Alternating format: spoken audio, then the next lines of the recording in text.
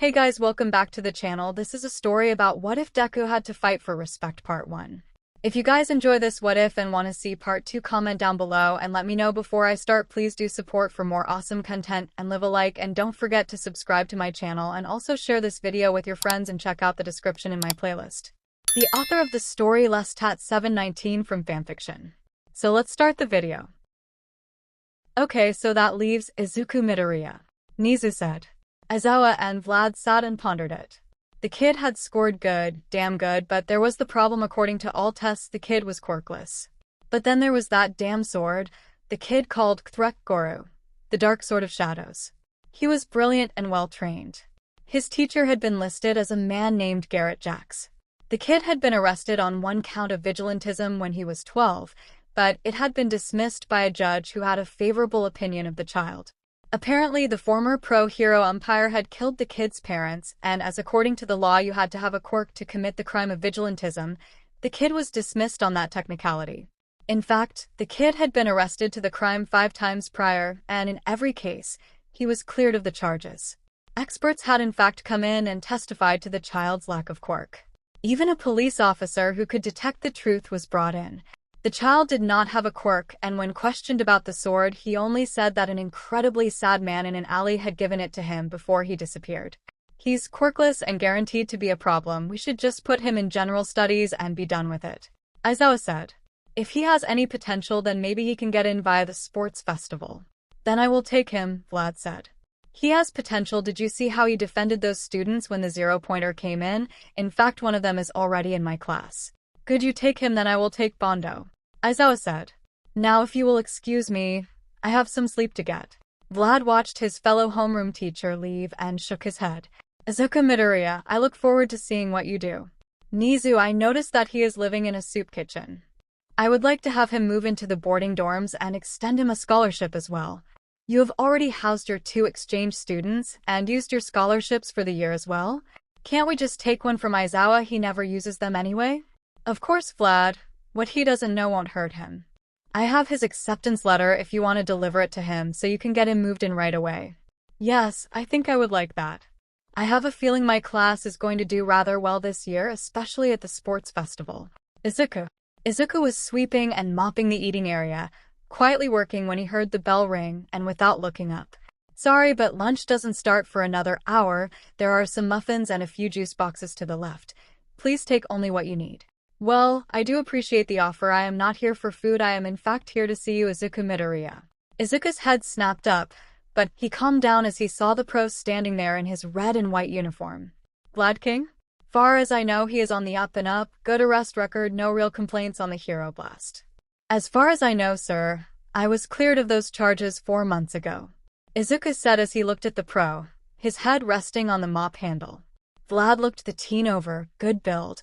No baby fat on his face, noticeable scars on his arms, and even a few could be seen on his neck. Whomever trained this kid needs to be taken out back and have the shit beat out of him. Vlad thought. I am not here for that, I am here for you. On behalf of 𝐒𝐩𝐼𝐴, we would like to congratulate you on your acceptance to the hero course. You will be joining Class 1B this fall. I will be your homeroom teacher. We are also offering you a scholarship that includes room and board. A loud clatter erupted from the kitchen as a girl in her 20s came barreling out and wrapped the kid in a huge bear hug. Izuku, did you hear that you got on? I told you so. The girl had long black hair with white tips, pale skin, and fiery pale blue eyes. Yes, Inka, I heard him. He gave her a small hug back, as it seemed that if he didn't, the girl would not let go. Palo, Kira, Riva, Silk, everyone he got in, Izuku got in. Soon the room was filled with more people, as they all came in to congratulate the teen. Vlad was happy to see the staff swarm the young man to congratulate him. Inka ran off, then back in with a large gift bag. We all pitched in and got you this. Inka, you guys didn't need to do this. Really, you could have given this to someone that needs it more. Well then, just become a big-time pro and you can support the kitchen, so we have all we need. Inka said with a smile. Come on, Izuku. We wanted to do this, even Garrett kicked in some money before, you know. Izuku looked down for a moment. Okay, Inka, I will take it. I promise all of you when I become a pro, this place will have all it needs. Vlad King, sir, I am in your care. But before I leave, can I help with the lunch serving? There are some people I want to say goodbye to. That is fine. If it is okay, I would like to help as well. Inka's smile beamed. That would be awesome. The kids would love to see a pro hero. Vlad stepped up and did what they directed him to. He used the opportunity to watch Izuku as he interacted with some of the people who clearly he had a relationship with. He saw the young kid's eyes water when a group of small children gave him a small keychain and a candy bar. Vlad knew that these children had scrimped and saved to give this small gift to give, and that Izuku knew that. An old lady gave him a hand-knitted green scarf. It touched Vlad how he seemed to have formed a relationship with all these people across different ages. There was no sense of quirk discrimination. Vlad made a note to see about donating to this place and volunteering here if he could. The kids seemed to get a huge amount of joy seeing him and taking pictures with them. Izuku took pictures with some of the people and the kids, before taking a bunch with the staff. Vlad watched as Inka had leaned her forehead to his, and she whispered something to him. I must not fear. Fear is the mind killer. Fear is the little death that brings total obliteration. I will face my fear. I will permit it to pass over me and through me. And when it has gone past, I will turn my inner eye to see its path. Where the fear has gone, there will be nothing. Only I will remain. She then handed him a nondescript black box with an opening on one side. If you ever question, take the test and you will receive the answer. Izuku nodded and took the box. The girl hugged him tightly. I know you will make us proud, Izuku, she said as Izuku walked towards Vlad with a few duffel bags and that huge black sword across his back. I am ready, sir. Izuku arrived in the 𝐒𝐻𝐸 and was taken to the security office to receive his student ID. He was informed that it would be his pass to access the building on campus, get past the gates and access his room. He was shown to his room. He turned and saw Vlad hand him an envelope. Here is your bank card. Use it to get yourself some groceries, school supplies, and some casual clothing. The paperwork will detail the rules you need to follow for your scholarship, as well as the cash distribution. If you can maintain higher marks in class, the reward is higher. Keep that in mind. You have 1 month before class starts. If you are so inclined, there is the course material online for you to access on that laptop. The laptop is property of 𝐒𝐻𝐸, so its usage is monitored. I look forward to seeing you in class, Mr. Midoriya. With that, he turned and left. Izuku looked around before setting to unpack. It wasn't much, but he cherished what it was. He smiled as he pulled a photo. It was of a man and woman, with green hair like him, standing next to a man dressed in all black with a sword across his back. The man medium height with slim muscular build and dark tan skin with light hair. The couple was smiling, holding a newborn baby in their arms. Mom, Dad, Garrett, I made it in. I won't let you down. Izuku wasn't alone in the dorms as there were other students. None of them were on his floor or fifth years, so the conversations were more in passing than anything. With nothing else to do, he continued his training that had begun when he was 6. He looked over the course materials. One day when he was returning from a workout, he saw boxes in front of a few other doors. He was greeted rather enthusiastically by a blonde girl with blue eyes and 2 horns coming from her head. She was dressed in a pair of short blue denim jeans and white tank top that showed off her incredible abs. She smiled and said, Hello, Pony is name. I look forward to running with you. Japanese was broken, but Izuku smiled. Hello, Pony. My name is Izuku Midoriya, he responded in English. Oh, thank God someone speaks English. I was so nervous about not being able to talk to anyone. I know we have just met, but would you mind helping me with my Japanese, please? The girl pleaded, her large eyes pleading with him, and her tail hung lifelessly. Izuku sighed. He couldn't say no when someone was asking for help, especially when it was something with which he could help. Yes, I will help you, Pony.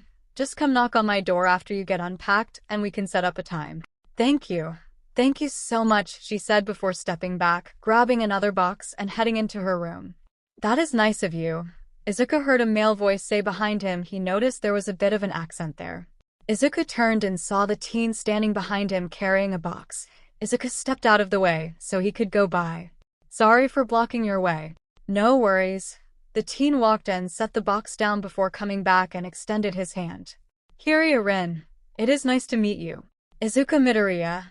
The two gave each other a firm handshake. They both smiled at that. What class are you in? 1BU. Same. Maybe we can work out sometime after I get moved in. Sounds good to me. Izuku bowed and stepped into this room. Over the next 2 weeks, he got to know his fellow dorm mates, especially after finding out that Pony was in their class as well. For Izuku, it was different. He had never really interacted with people his own age. There was a few at the soup kitchen, but it was not like Izuku had a normal school life. He had done online schooling, so true interaction with classmates was severely lacking. The last interaction he had was with Kacchan at the river, and that was terrible. It was highly unlikely that it would have gotten any better as he was still quirkless, but he didn't care anymore. Garrett had trained him into an inch of his life, but this conversation was not one he was looking to. Pony had just finished telling them about her horn quirk and Hiryu had told them about his scales quirk, and now they were looking to Izuku. He took a deep breath before he answered. Fear is the mind killer. I am quirkless. They both looked at him with shock before Pony spoke. You are quirkless? Yes. And you still took the entrance exam? Yes. And you placed first? Yes. That is absolutely amazing, she yelled and dived and hugged him. Izuku flushed as she was in her normal mode of dress, which was not much especially by Japanese standards, but perfectly acceptable by American ones. Izuku Midoriya, I bow to you, sir, which is astounding on levels that boggle my mind. Hiryu added. It doesn't bother either of you? Pony pulled back from the hug and looked at him dead in his eyes. Does it bother you that I have a horse mutation or that I am American? No, you have no control over that. He responded. Exactly, Hiryu and Pony both said.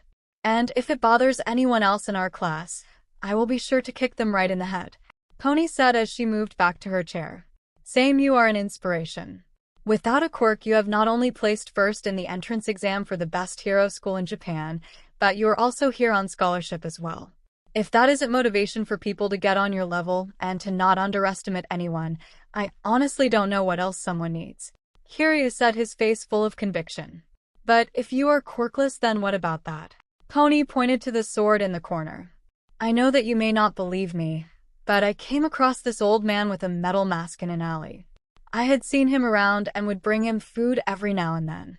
But one night when I went to check on him, he pulled that thing out and handed it to me. This is yours now, and he laid down and disappeared into the shadows. He walked over to his desk and pulled out some papers. See, it is even registered as a support item. His two classmates looked over the paperwork. That is an incredible story, but I believe you, Izuku. I mean, why would you lie about being quirkless to only have a quirk that you are hiding? The discrimination you would have suffered would not be worth the lie. Hiryu said. I agree. I get odd looks for my quirk. Pony said. Thank you both. Now I hope that the others in our class will agree be as great as you two are. Day 1.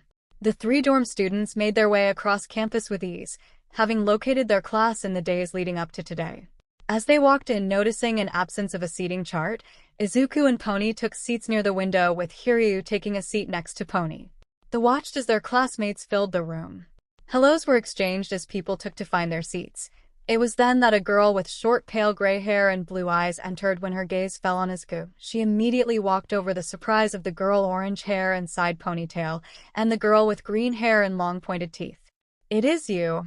I had hoped that fate would seem to have us cross paths again. Izuku looked at her for a moment, before recognition set in. I remember you from the exam. I am glad to see you again as well. I am happy that you passed. Is this seat taken? She pointed to the one next to him. No. Good, I will sit here then. Reiko Yanagi, I am pleased to finally be able to meet you formally, she said with a bow.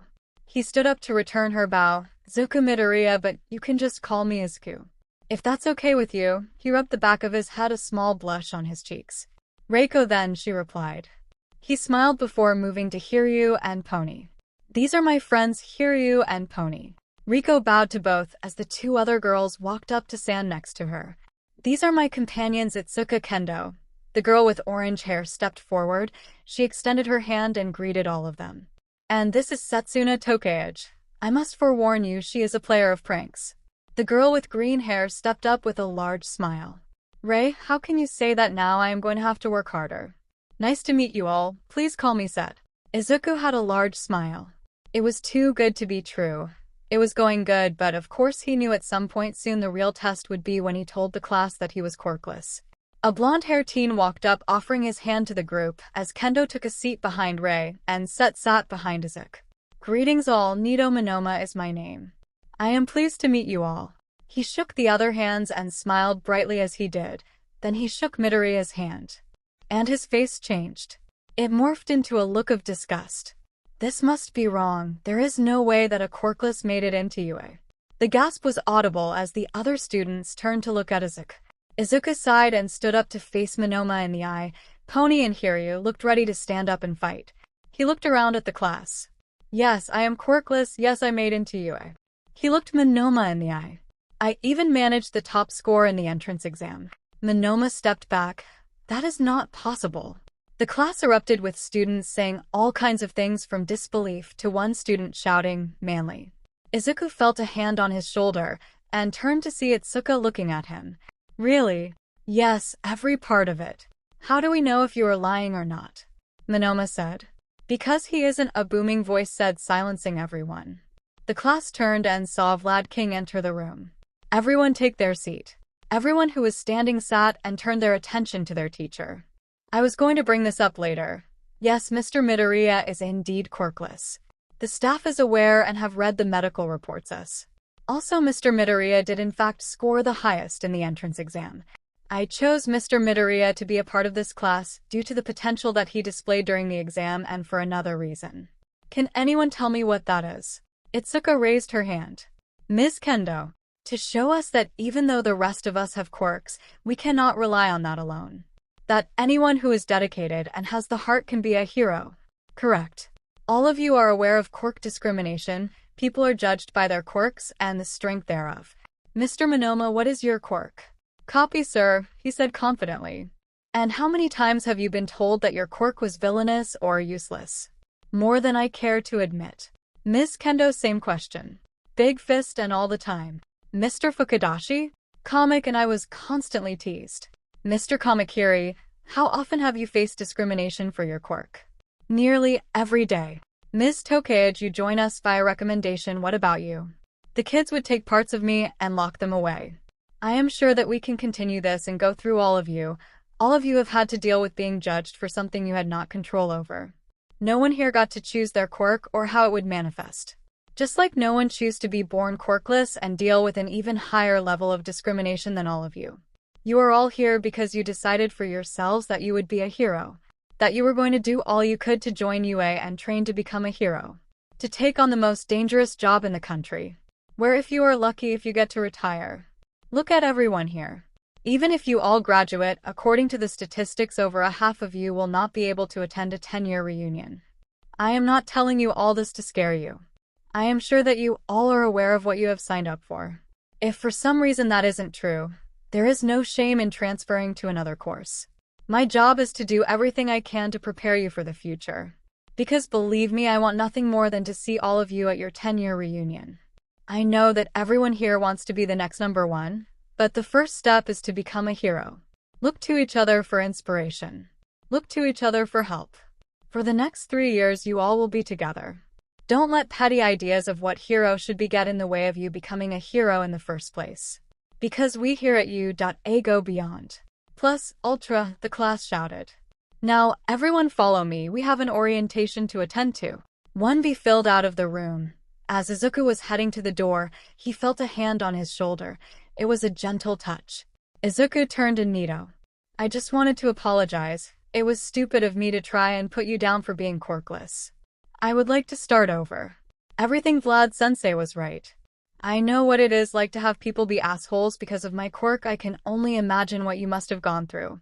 I was repeating the cycle. Nieto said with his head bowed. Okay, Izuku said. Just like that. If you are lying, I will not accept a second apology. If you're telling the truth, then I have someone else to hang out and train with. Everyone gets a second chance. They walked out of the room to see Pony, Hiryu, Itsuka, Setsuna, and Reiko standing there. Everything good? Itsuka asked, looking past Izuku to Nito. Izuku nodded as Nito quickly stepped forward. I was an ass, please forgive me. You were an ass, but as long as you realize and I am cool, Setsuna said. The rest nodded at the sentiment, and followed off after the rest of their class. Itsuka fell into step next to Nito. You did a fast 180? Nito sighed. It was what sensei said. It reminded me of when I was growing up. Unless I can touch someone and copy their quirk, I am effectively quirkless myself. When I realized that not only was Midoriya quirkless, but he had made it, and it angered me. Not because he was quirkless, but because I know that if I were him, I would have given up on being a hero. He worked harder than me and was more determined. It just made me pity myself and I overreacted. After Sensei's speech, I felt like a total jackass, and it was either double down and make a lot of the class hate me or own it and see if can fix it. Izuku was surprised at the amount of self-reflection that Nito has expressed. Well then, Monoma, I forgive you as well, just don't make me look foolish. I will do my best, Kendo. Class 1B sat through orientation and was dispatched to their guidance counselors. They were surprised to see that a class was missing and that it was their sister, Class 1A. After they made their way back to class, they saw gym uniforms sitting on their desks and Vlad ordered them to get changed and make their way to the athletic field for a quirk assessment. Boys' locker room.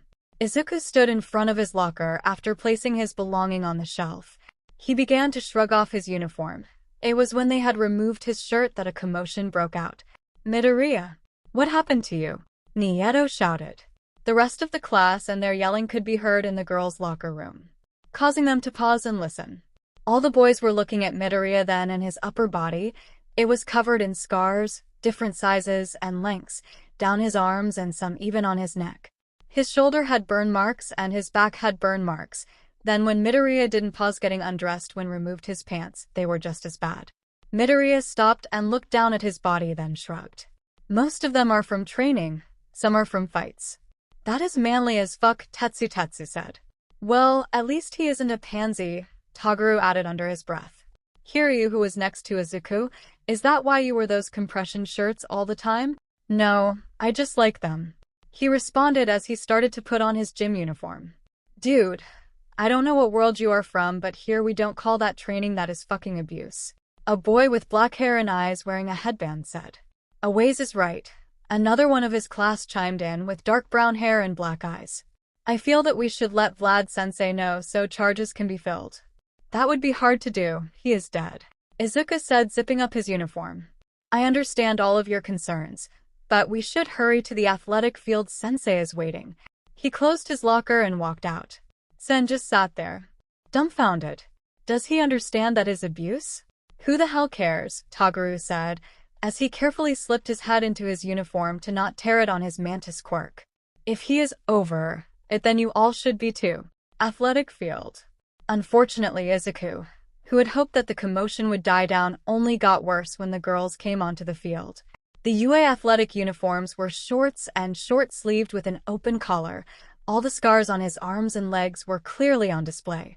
He was nearly assaulted by Pony, who when she saw the scars started crying and then hugged him fiercely, promising vengeance on who had hurt him.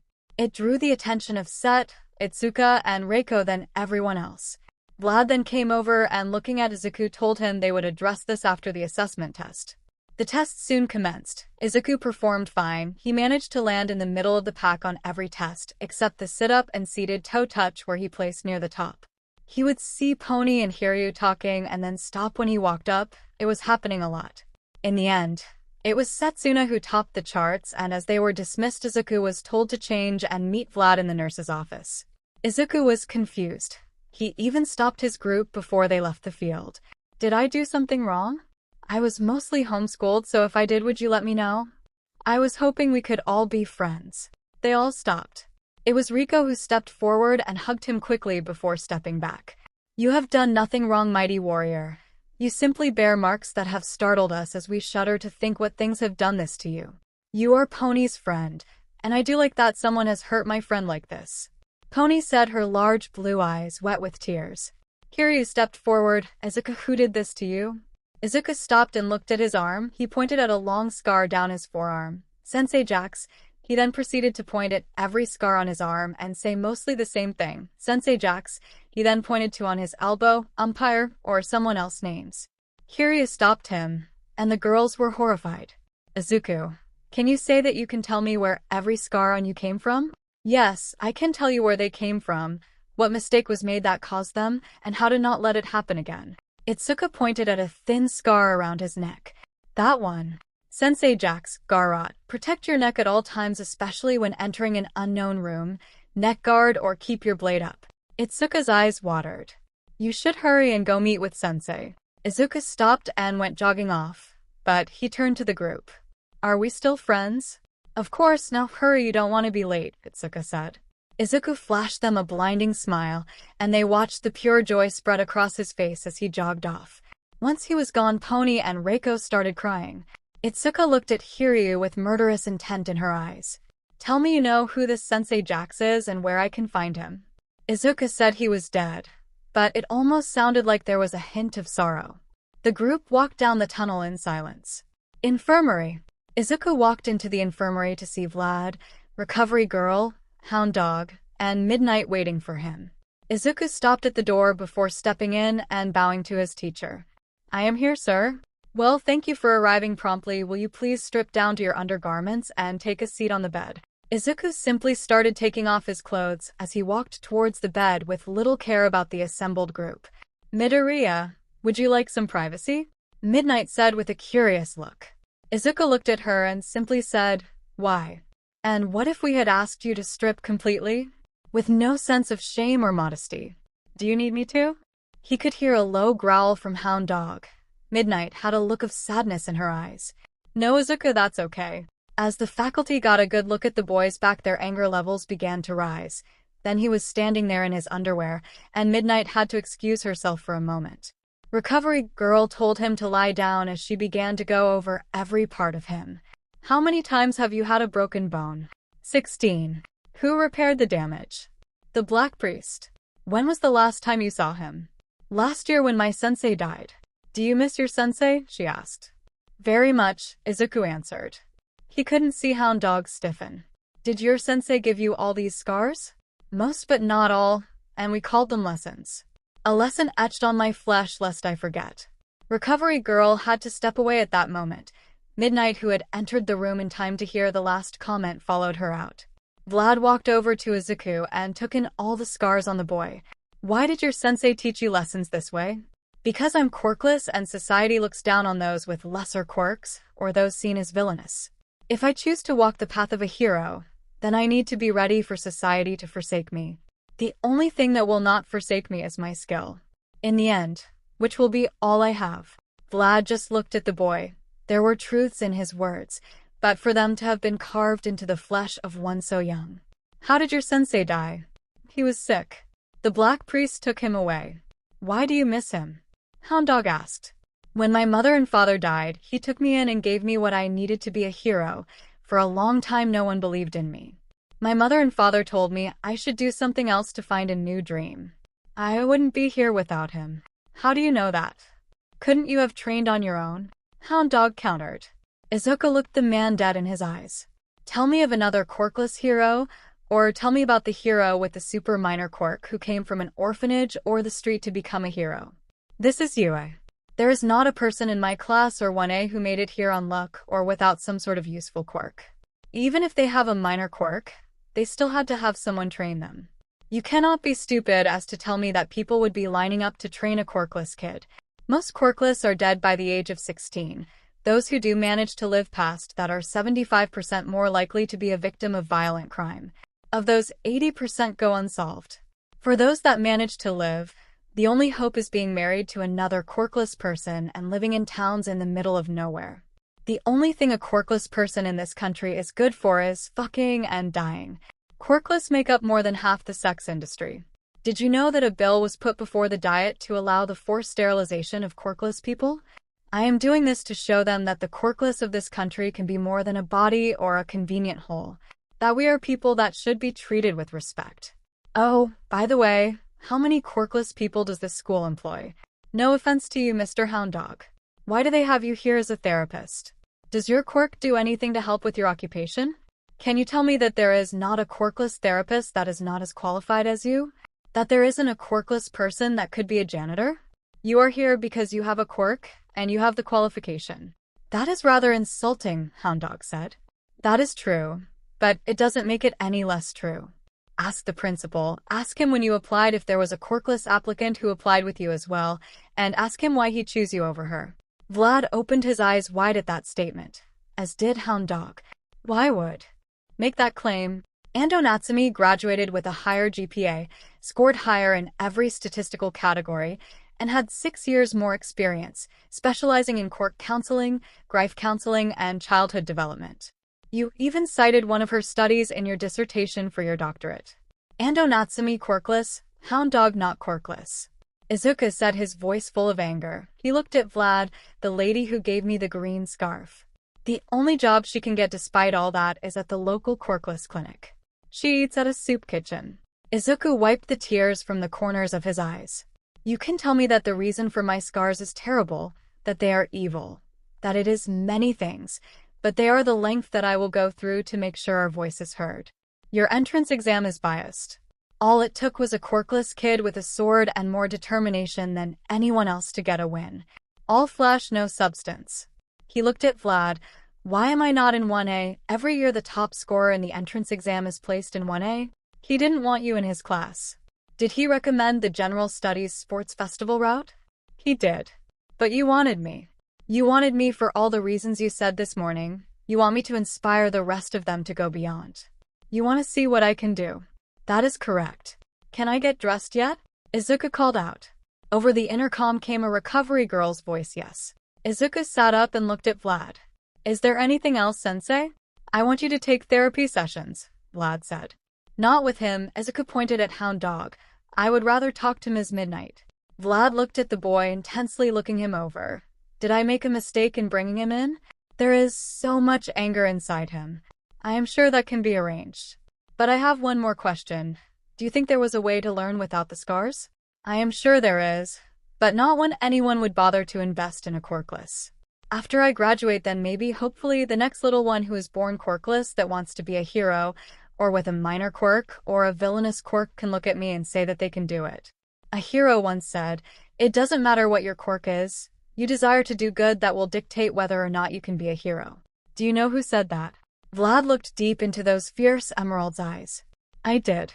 The only hero with a blood quirk to ever crack the top 50, Izuku said. He dressed and headed for the door. Before he stopped and looked at Hound Dog. I am sure you are a great therapist and have done an amazing job. Good night. Izuku left, heading across campus to his room. Dorms. When Izuku made his way up the stairs, he saw Pony and Hiryu sitting outside his door with food and some drinks. Pony smiled as he walked up. Hiryu just held up the food and drinks. Hungry? Izuku nodded his head.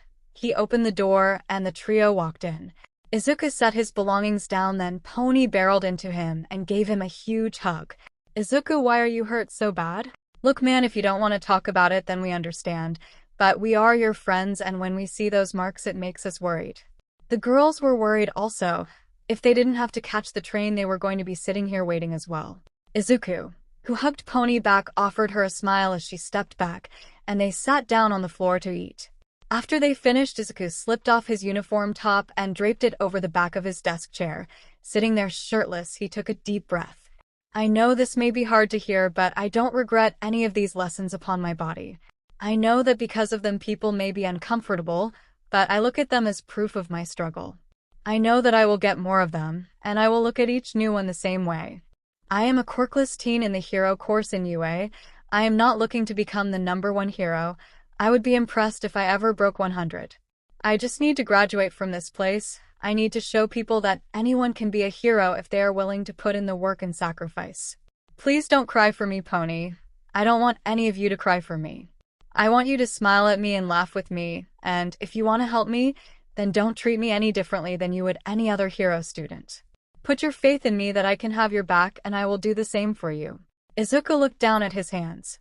All I ever wanted besides to be a hero was just to be treated like everyone else. To be treated as an equal and not as a lesser than. Hiryu extended his fist towards Izuku. Okay, Izuku, that's what I will do.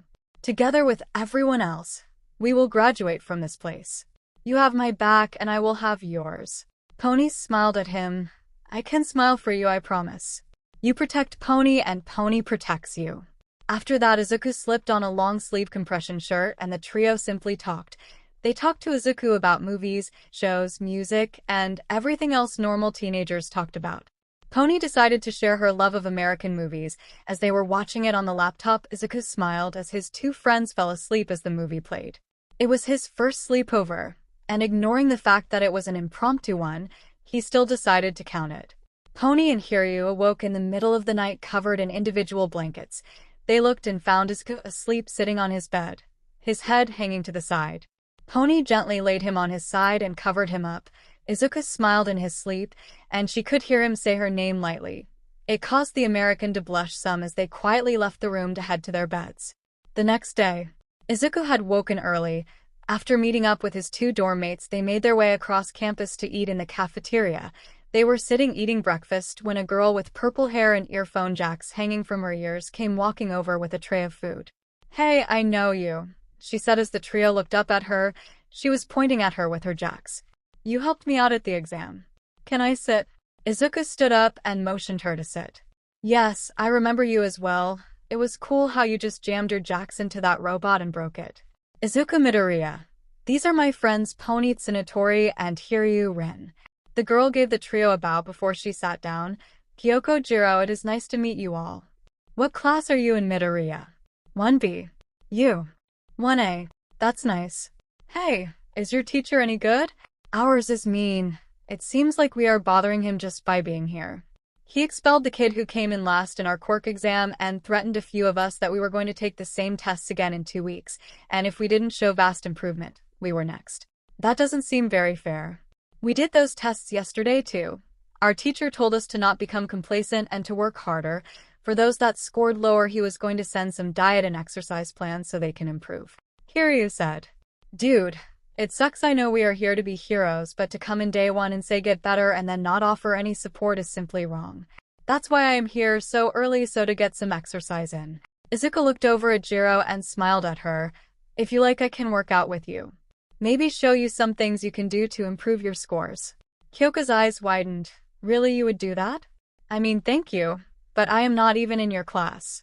It doesn't matter when we graduate, we are going to have to work together at some point, or are we going to be like, no, I can only work with people I went to class with?" he said with a smile. Kyoko laughed. "Yes, please then, Midoriya, I will take all the help I can get. I don't want to get expelled." Kyoko was surprised when the other 2 volunteered to work out with them as well. They all agreed to meet the next morning at 5 a.m. at one of the student gyms on campus. 1A. Kyoko walked over to Toru, Shiro, and Denki. "Hey, guys, I found someone willing to help me work out in the mornings if you guys want to join." Toru immediately agreed while the boys gave half-hearted commitments. "Who the hell is willing to help us?" Denki asked. "You remember me telling you about the guy I met at the entrance exam? I was hoping he got in and he did. He is just in 1B, Kyoka said. "Yeah, no way, I am trusting that I'm out," Denki said. Shiro echoed Denki's sentiment. "Are you rejecting this just because they are from a different class?" The boys nodded. She looked at Toru. Toru just sighed. "If you trust him, then I will give him a chance. What time tomorrow?" Kyoka smiled. 1B.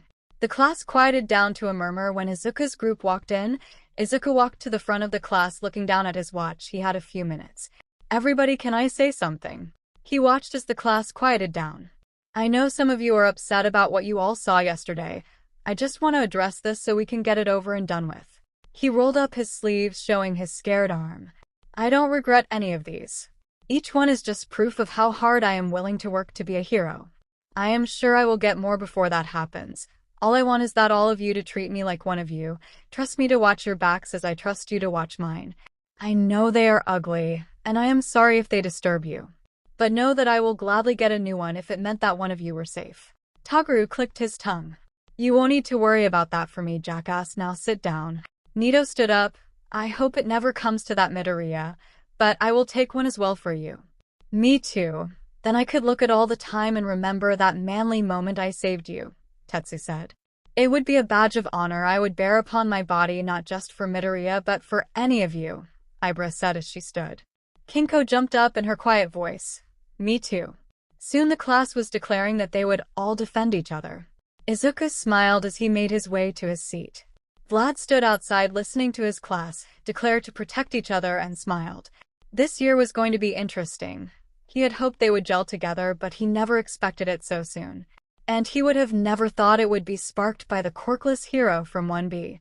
Anyone who expected that the second day in the UA to be action-packed was wrong. Well, at least until lunch came around, but more on that later. The morning for 1B was very normal. After homeroom, it was all normal class stuff: math, Japanese, literature, and English. The only difference for most everyone was that pro heroes taught it. For Izuku, it was the fact that not only was it taught by pro heroes that there was no pause or skip buttons. He had spent most of his schooling online with recorded classes to do those things. He focused on the few parts on which he was unclear.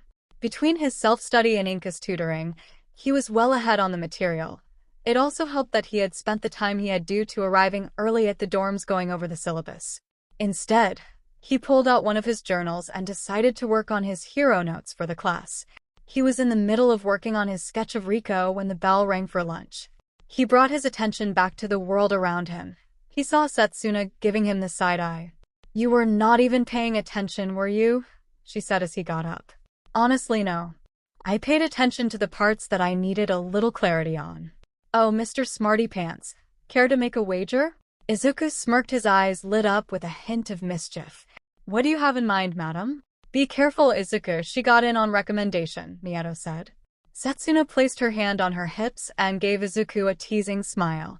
"I bet that I score higher than you on our first exams." "And when you fail," he said, matching her smile, "then I have to honor one request from you, and when I win, you have to do the same. I think I can take that bet." "Oh, you are so going down my green-haired compatriot. Anyone else want in this action?" she said with a Cheshire grin. To Setsuna's dismay, none of the other classmates wanted to join in. "Come on, Itsuka, you can get your winnings back." No, thank you, Set. I learned my lesson from last time," Itsuka said, not making eye contact with Set. "What's that make you do?" Pony asked. Itsuka blushed and started to walk out of the room. Nope, not talking about it. Of course, this was all anyone wanted to talk about then. Mayhem ensues. Izuku sat at the lunch table joined by Pony, Rei, Set, Itsuka, Kiryu, and Nito. The group began to eat and were chatting when Pony looked past Izuku's shoulder.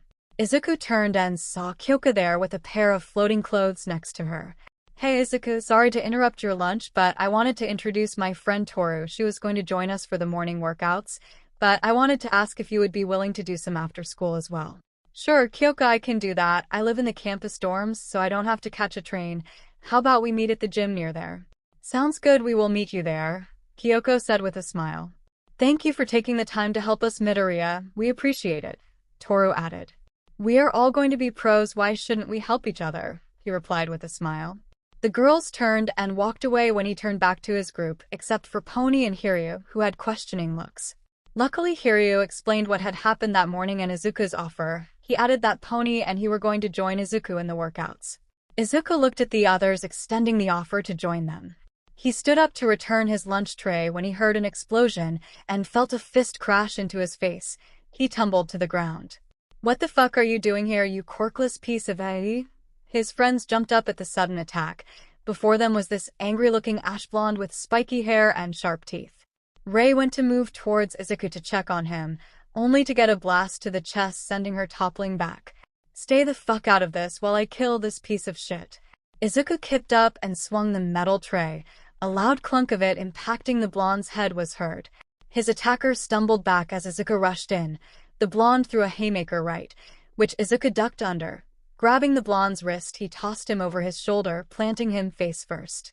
Izuku placed one hand on the blonde's shoulder, the other still holding his attacker's wrist. With a press and twist, a sickening popping sound was heard, and the blonde screamed. His friends froze at the sound, as did most of the cafeteria. The blonde rolled and swung his other arm in a backhand motion, catching Izuku in the side.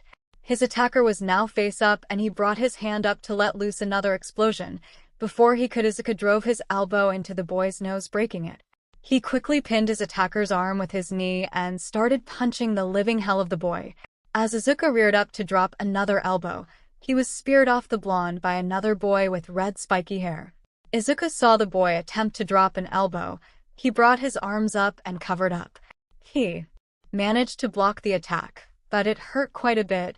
It was like being hit with a rock. He heard the redhead say something about calming down. He could see him ready for another attack. The irony was lost on this one. The Izuku heard, "Hey, get the fuck off him, that is not manly, you chicken." It was Tetsu, who tackled the boy. Izuku was getting to his feet when he saw a pink-haired girl jump on Tetsu's back, yelling something about getting off Ijiro. Itsuka reacted and yanked the girl off. The girl swung wildly at Itsuka, That was a major mistake. 𝗧𝗂𝐴 ducked under the swing and drove a fist into the girl's gut. That was a major mistake. A boy with a tail used it to grab 𝗧𝗂𝐴 from behind and toss her away. Setsuna leaped up and caught her friend. Tail boy never saw 𝗧𝗂𝐴 coming with that overhand right. The boy was rocked back, and 𝗧𝗂𝐴 got hit in the back of his head by a boy with yellow hair with a black streak. Kiryu leaped over the table with a spin kick, crashing into that back-attacking bitch. The pink girl got up and fired some sort of gray substance at 𝗧𝗂𝐴. He ducked under, and he heard the hiss of acid as it hit the table. Pony took that personally.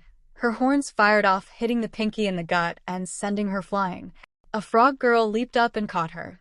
A boy with multiple arms snatched 𝗧𝗂𝐴 up and slammed him down. Toguro smiled and rushed this new attacker. No one attacks his classmates. If anyone is going to kick their ass, it was going to be him. Rei had regained her feet when the frog girl and Pinky came dashing into the fight. Rei pulled the frog girl out of her attack, aimed at Pony, and slammed her into the ground hard, causing her to bounce. Pony took a kick to the gut. Pinky got an enlarged fist to the face. When suddenly a girl with a permanent blush slapped 𝗧𝗂𝐴 in the face, the redhead started to float away. Nobody fucks with Set's friend but her. Blush got punched. As more members of 1A dashed in, so did more members of 1B. A blue-haired boy that was shouting at everyone to stop. His error was he roughly grabbed Rei, only for Izuku to deck him square in the face, breaking his glasses. Izuku ate an immensely powerful kick to the midsection that day. Katsuki began to regain consciousness, only for Nito to grab another lunch tray and home run swing it off his face. Momo, Kyoka, and Toru were trying to pull people apart and calm them down. Ibra, Yui, and Manga were as well. Shoto simply sat in the corner eating his soba. Tailboy grabbed Izuku by the arm roughly, and Izuku spun into it, separating his shoulder in the process. Tailboy was stunned by the action, and he paid for it with a knee to the face and a leg sweep. Suddenly a pink mist enveloped the room, and Class 1A and 1B suddenly felt sleepy. The boys were out like a light. Setsuna turned and saw Professor Midnight. "Hey, quit being a dick," she managed as she collapsed. Recovery Girl had seen quite a bit in her time in the UA. It had been many years since she had seen an all-out brawl in the cafeteria. Aizawa and Vlad were yelling at each other, blaming the other's class. As their students gained consciousness, Izuku sat up and shook his head. Happily, his arm was already back in its socket. He looked around at someone who had separated them by class. They were still on the cafeteria floor, with Vlad, Mr. Aizawa, and Midnight standing in between them. President Mike and Hound Dog were at the door, and they were surrounded by ectoplasm and his clones. He noticed Bakugo was missing. The rest of the students were waking up. He went over to check on Rei. She was fine, it seemed, but she was wearing a hooded sweatshirt. When the girl peeked inside the sweatshirt, she simply said that she was going to have to get a new uniform. Vlad immediately asked 𝗧𝗂𝐴 about what happened, and Aizawa was talking to the girl in a spiky black ponytail. Izuku walked over to each member of his class and shook their hands and thanked them for having his back. He even did this to 𝗧𝗂𝐴 in front of Vlad. He looked over at the spiky redhead staring harshly at him. The redhead returned the stare. Vlad stood there and looked at his class. So, the Bakugo from 1A had attacked Izuku with his quirk unprovoked because Izuku was quirkless and the boy knew that. Izuku beat him down and probably took it too far when the Kirishima attacked Izuku. Tetsu attacked Kirishima, Ashido attacked Tetsu, 𝗧𝗂𝐴 attacked Ashido, and it just spiraled from there. Only 3 from each class had abstained from attacking anyone. So, the vow he heard this morning was put into action. He did his best not to smile. Aizawa was rubbing his nose. He ordered his class back to their homeroom and to stay there until he dismissed them, except for Kirishima. Vlad did the same with 1B, holding Izuku back. Vlad looked at Izuku. "Do you know what you did to Bakugo?" Dislocated his shoulder, broke his nose, maybe a fractured jaw, black eyes. "I know I gashed his forehead. I was about to do more when this bitch attacked me from behind." "Hey, fuck you, man, you didn't have to go that far.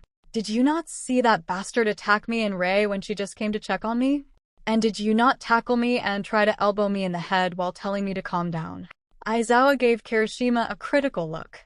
"Your solution to calm the situation down was to tackle someone and attack them to get them to calm down, and language you too." Izuku muttered a fuck you to Aizawa. Aizawa heard it and glared at him. Izuku didn't flinch and stared right back. Midoriya, snapped Vlad. "Are you sorry for your actions?" "No sir, I am not." 𝗵𝘃𝗀𝗏 attacked me unprovoked. He used his quirk on a classmate that was simply checking on my condition and said how he was, and I quote, "Kill this piece of shit." I defended myself. I merely dislocated his arm, I didn't break it. Maybe the final elbow I was attempting might have been a bit much. After that I regret nothing. I was defending my class. It was 1A that decided to escalate the situation. Well, if you hadn't provoked Baku bro, Kirishima said. Sorry for breathing. Or, did you miss the part when he called me a quirkless piece of shit? You're quirkless. Yeah, and I still kicked your bro's butt. Enough, Mr. Midoriya, Vlad said. Sorry, sensei, my blood is up. May I return to my class while you review the tapes? You may. Kirishima returned to class for now, Aizawa said. The two boys walked back in silence with Midnight walking behind them. Kirishima glared into the back of Izuku's head as he walked past on his way to 1B. 1A. Ijiro walked back into class to see everyone else sitting at their desks in silence. He noticed that much of the class had bruising, some had black eyes. If there weren't any broken bones, then Recovery Girl had left them to heal on their own. Ijiro walked over to Mina. Hey, thanks for having my back. I always have your back, AG, but I may have been a little overzealous. That big fist girl packs a mean punch.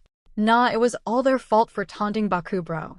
Why the fuck are you standing up for the guy? He calls you shitty hair? Kyoka asked. And they didn't do anything. That dipshit attacked Midoriya all on his own. Look, he's a little abrasive, but I know he is a good guy. What has he done in the what full day we have been here to make you think that? He laughed when Mineta got expelled, and straight said he hopes the rest of us extras get the same treatment. He is one of the strongest in the class. He is just trying to motivate in his way. For reals, dude. Denki said. Well, either way, man, fuck 1B. I can't wait to catch them in a rematch. Real brave for someone who hit him in the back of the head, Mizo said. What you say, octopus arms? You heard me, shitty lightning. You wanna go? Anytime, we can do it in training or name the place. Hey, guys, don't fight, Toru pleaded, jumping up and down. Yes, it is bad enough that we engaged in fisticuffs in the middle of lunch like animals. My temper even got the best of me, Tenya said as he pulled out a spare set of glasses from his bag. Tenya is right, we need to all calm down, Momo said. We should be focusing on getting that asshole from 1B back, Ijiro said. For what? Kyoka exclaimed. Maybe if you kick his ass, Bakugo might remember your name? You know what, fuck you, Jiro, he replied. No, fuck you, she screamed. Everybody shut up, shouted Ochako. Everyone turned and looked at her. This is our fault. Bakugo attacked that guy for no reason. And you, Kirishima, who tries to stop a fight by hitting someone and telling them to calm down? They retaliated when Kept escalated it. I slapped the redhead for some reason when I was just trying to get her attention. I think we should all just sit down and be quiet because some of us are probably going to get expelled today. She sat down and buried her face in her arms and screamed. Whoa, why would we get expelled? Denki said. Ochako lifted her head with tears pooling in the corner of her eyes. Some of us used our quirks in the fight. Kirishima hardened when he attacked Midoriya. I just floated that red-headed girl. Mina shot her acid at him. What am I going to tell my parents? She just buried her face in her arms again. The rest of the class began to run through the fight in their heads, seeing if they had used their quirks in the brawl themselves. 1B. Izuku walked in, seeing everyone just sitting at their desks talking about the fight. Everyone had quieted down and was looking at him. He stopped at the front of the class and bowed. Thank you, everyone, for having my back. That's what friends do. We kick ass. Pony said with a smile. Who was that douche nozzle anyway? Toguru asked. Language, Ibra said. It drew a chuckle from some of the others. Izuku sighed. My mom and his mom were friends back in the day. We used to play together when he found out I was quirkless and he started bullying me. After my parents died, he just kept at it, till my teacher switched me to homeschooling instead. Truthfully, I thought I might encounter him, but I did not expect that. Izuku made his way to his seat, but he heard Toguru say, well, at least you kicked his ass. Izuku walked over to Reiko. Hey, Reiko, thank you for trying to check on me. I am sorry you got hurt on my behalf. No thanks are necessary, Izuku. As many others have said, it is what friends do. I know you would take a blow for me as well. Let it consider it repayment for your activities during the entrance exam then. We can do that. He smiled that blinding smile at her, before moving to his seat. Set noticed a faint blush on Reiko's cheeks. A mischievous smile grew on the girl's face. Nisa's office. Well, that was an interesting lunch period, 𝗵𝗃 said as he took a sip of his tea. Mr. 𝗵𝗃𝗲 will be released from the medical wing in about an hour after receiving treatment. We need to decide the punishment for all the parties involved. 𝗵𝗃𝗲 should be expelled, 𝗬𝗏 said. He started the incident and attacked 2 students unprovoked with his quirk. The kid isn't the only one in the infirmary, and you want to expel him? What about the student that put him there? 𝐈𝐧𝐿 said. He defended himself. He may have gone a bit far. He should be given detention. I told you at the beginning that he would be trouble. We should just expel him. 𝗵𝗃𝗲 should be put on detention and probation, 1 more incident, and then he should be demoted to general studies or expelled depending on the severity of the incident. So let me understand this. You are going to bat for a student that attacked other students unprovoked because one of them is Quirkless. According to Midoriya's statement, he hadn't seen 𝗵𝗃𝗲 in years, and upon them meeting up he attacked him. Are you the quirkiest 𝐈𝐧𝐿 or just dumb? What the hell did you say, 𝗬𝗏? You heard me. What is your problem with Midoriya? The kid is going to get himself killed, 𝗬𝗏. Our job is to prepare them to be heroes, do not coddle their dreams. So, you read a file, maybe do a quick assessment, and then that's it, they are done. I am not sure if you are this stupid or just that lazy. How many others are on the block? 5 You sanctimonious piece of shit. I am a realist. It is a logical decision. No, it is not.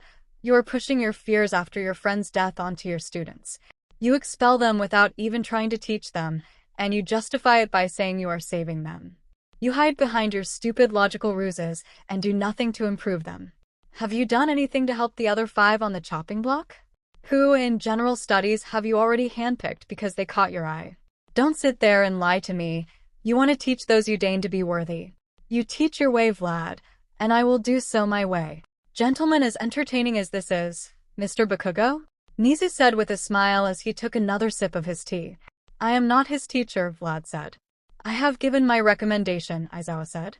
Well, then what of the other students? I believe all my students that participated in the brawl should be given 2 weeks of detention, any that used their quirk 1 month, and 40 hours of community service. Since my students used their quirks in retaliation for being assaulted by students from 1A, 𝗬𝗏 said. I stand by the decision for 𝗵𝗃𝗲. The others will be demoted to general studies and be suspended for 1 week, 𝐈𝐧𝐿 said.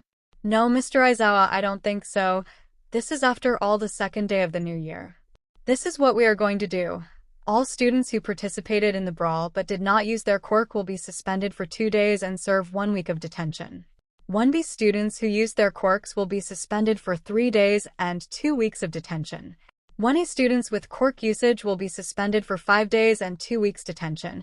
We will also have a meeting with the students and their parents before their return. 1A students who have any fractures between now and the sports festival will be demoted to general studies or expelled depending on the infraction. Izuku Midoriya will serve the same sentence as his classmates that used their quirk.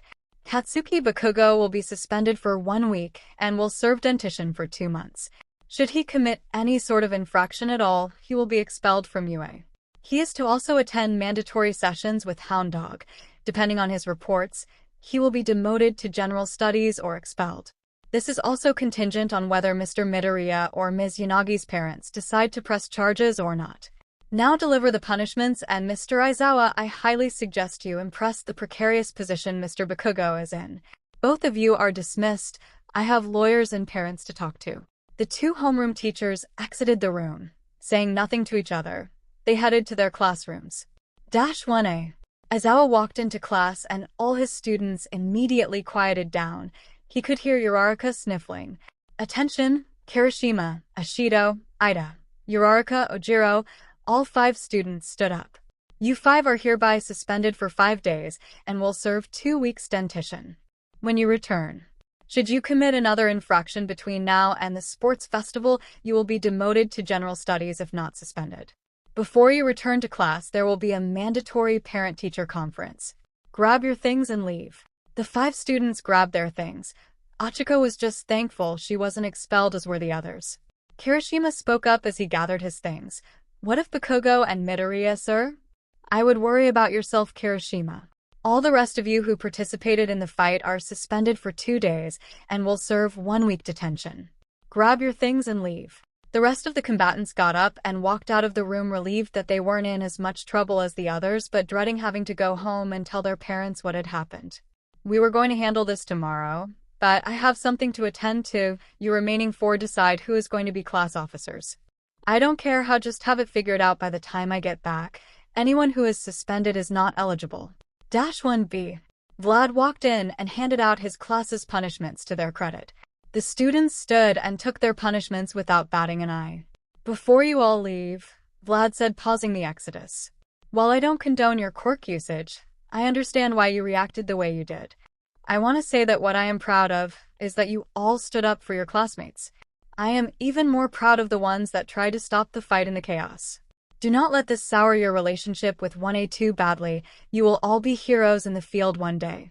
Vlad turned his attention to his remaining 3 students. We are going to continue, but first I want you all to accompany me to the cafeteria for some ice cream. You guys deserve a reward for keeping your heads. The newly elected vice president of 1B walked along with her fellow class reps, President Momo and Treasurer Toru. 𝐒𝐭𝐲 had no desire to assume any leadership role, but today had proven it did not care what she wanted. It had started with hope, but it was turned to ash in her mouth when the brawl in lunch hall occurred, except for the newly elected class reps, which was decided by Shoto simply walking out, leaving the 3 remaining students to fill the 3 roles. 𝐒𝐭𝐲 had won the vice president seat via a best of 3 paper rock scissors contest with Toru. Well, the position was hers until Mr. Izuku expelled her, at the very least. As the trio made their way outside, she was surprised to see Izuku Midoriya sitting on a bench waiting. As he saw a group of 3 individuals walking out, he smiled warmly and approached them. Hi 𝐒𝐭𝐲, are you still interested in training? 𝐒𝐭𝐲 was taken aback. She had thought for sure that after the bullshit that Bakugo had pulled, there was no way he would still want to train her, too. He would most definitely be suspended. Aren't you suspended? She asked. I am, he said with a smirk. I live on campus, so they can't kick me off campus, and I read my suspension very carefully. There is nothing in there that says I can't work out. You still are willing to help? You didn't attack me or any of my classmates. Why wouldn't I? If it's because you share a class with Bakugo, that isn't your fault. Why punish you for him being a douche nozzle? Then yes, if you are still willing to help me, I accept, she said with a smile. Me too, Toru added with a fist pump. Momo looked over the boy at the center of the controversy. If it is not too much to ask, would you mind if I join my classmates in this training you speak of? Sure thing, let's head to the gym, pony. And Hiryu is waiting for us. -2 hours later. Izuku stood, taking a drink off his water bottle, looking down at his classmates and the girls from 1A. I guess this is a good place to stop, then, he said, rubbing his head. 𝐒𝐭𝐲 raised her hand. Yes, 𝐒𝐭𝐲? Are you the devil made flesh? He chuckled heartily. Not that I am aware of. Are you sure you don't have a quirk? Toru asked as she tried to sit up before collapsing back down. Positive. Hiryu shivered shakily. Izuku, how are you still standing? I would normally still have another hour or 2, but I may have pushed you all a little far today, he said sheepishly. Please forgive what I am about to say, as I am sure that my opinion may be different later, but I hate you right now, Momo said as she managed to sit up. Thank you for taking time for us today, but I will drag myself to the showers and then call for my ride. 𝐒𝐭𝐲, Toru, I would be more than happy to drop you off at home, as I fear you are attempting to go home in your current state. Momo, I accept this, 𝐒𝐭𝐲 said, struggling to her feet. Toru is following suit. If you do not carry me to my room, Izuku, I will cry, Pony said. Izuku smiled. It would be my honor, Pony. 𝐒𝐭𝐲, Toru, I will see you at 6 a.m. He scooped up Pony's bridal style, who let out an eep before turning bright red as he carried her out. As the girls of 1A watched the scene, admiring the ease with which Izuku picked up his classmate, they looked at Hiryu. Thank you for not holding ill will towards us and taking your time to help train us, Momo said. Hiryu smiled. Izuku is my friend. If he still trusts you, that is good enough for me. See you guys later. He stumbled off. After being pushed to their limits by the boy from Class 1B, who effortlessly carried his classmate out of the gym, the girls of 1A headed to the locker rooms. They couldn't help but think about the strange boy and his incredible strength. Despite being quirkless, his determination had propelled him to another level. This realization inspired the girls to work even harder and strive towards reaching their potential. Pony. As Izuku held her, Pony's face turned bright red. She had joked about him taking her to her dorm, but as they walked, she began to have doubts. Despite her worries, she couldn't help but relish being in his arms, feeling his firm muscles beneath his compression shirt and enjoying his scent. However, she suddenly became self-conscious about her post-workout smell and feared he had noticed it too. Halfway there, she mustered the courage to ask, "Izuku, do you mind if I ride on your back instead? I'm a bit embarrassed walking like this, and I'm sure I smell terrible." "It's completely up to you, and I'm fine with either option. And please don't worry about your scent. You smell perfectly fine," he replied with a warm smile, meeting her gaze. He carefully helped her back onto her feet, then knelt before her so she could hug him from behind. "I hope I don't smell too bad either," he chuckled. Pony was thankful for her new position to hide her face better. "It is fine, Izuku." He carried her as promised to her door, setting her down gently.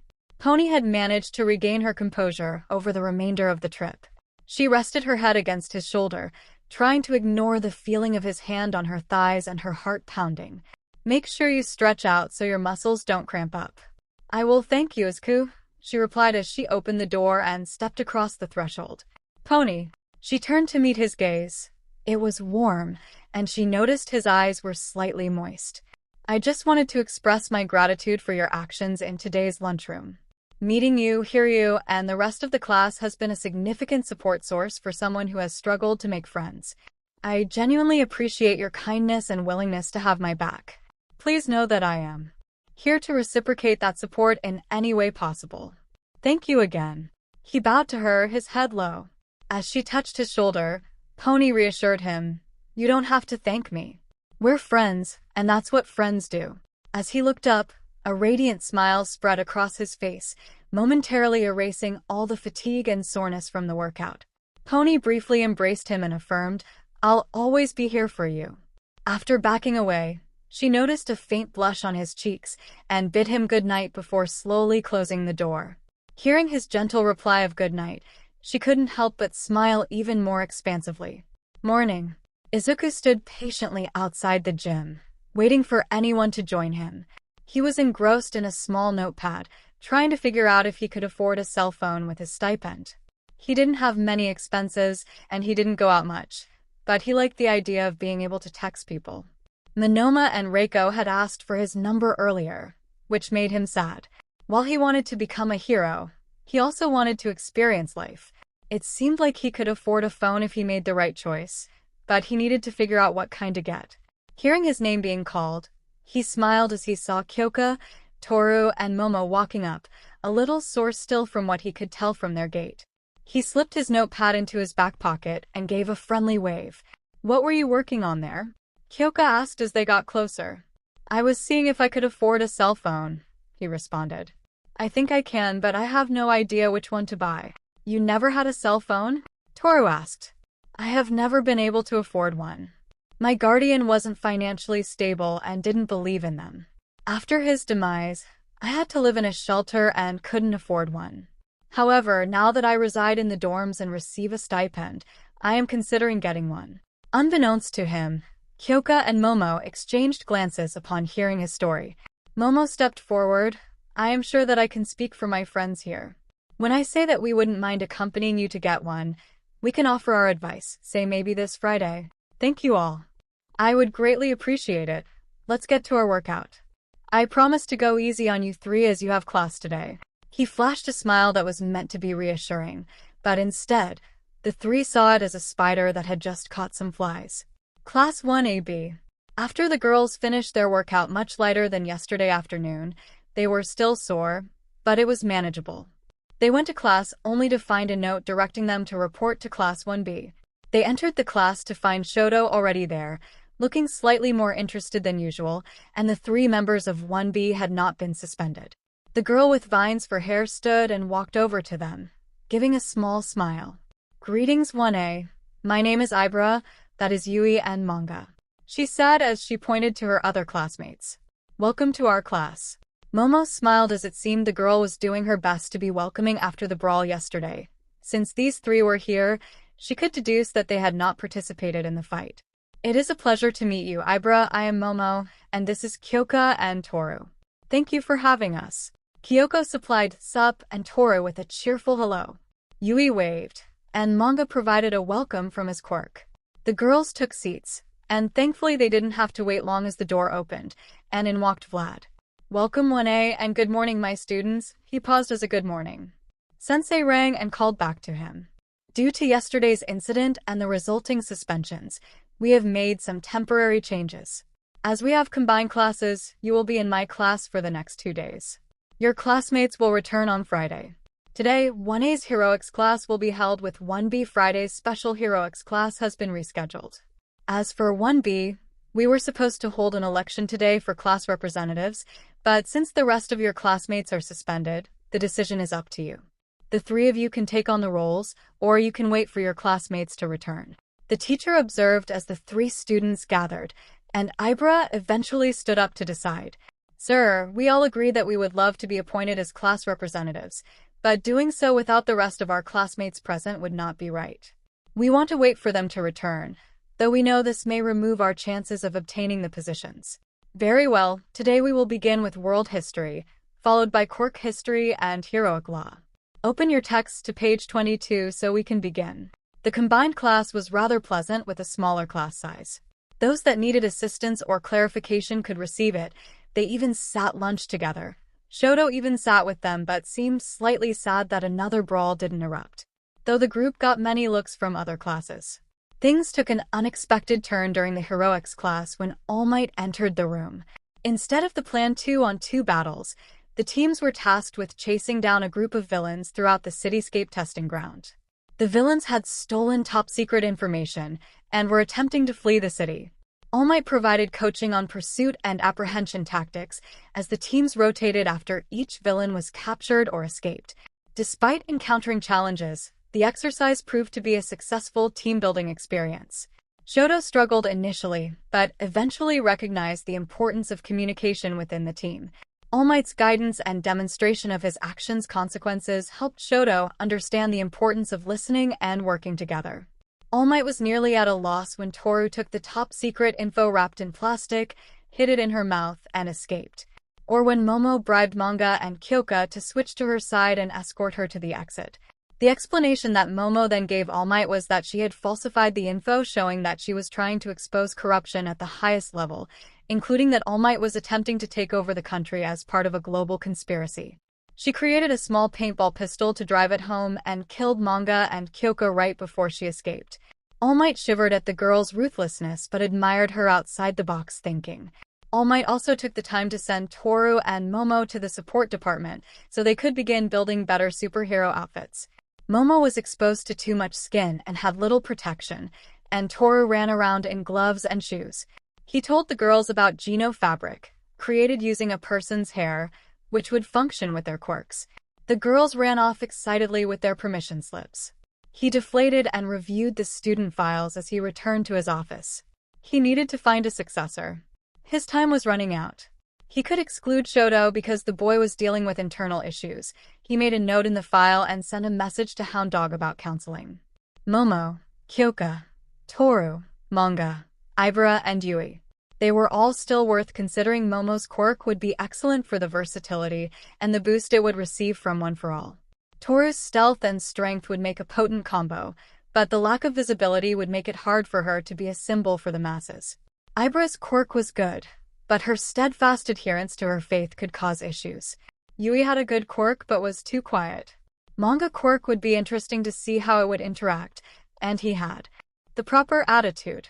𝗂𝐭𝐞𝐲 had a solid quirk, not very offensive but excellent for recon.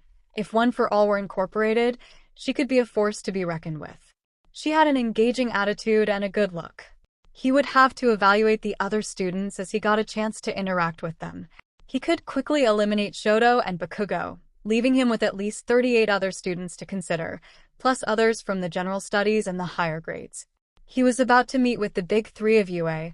One of them had been recommended strongly by his former sidekick, Sir Night-Eye. Thursday.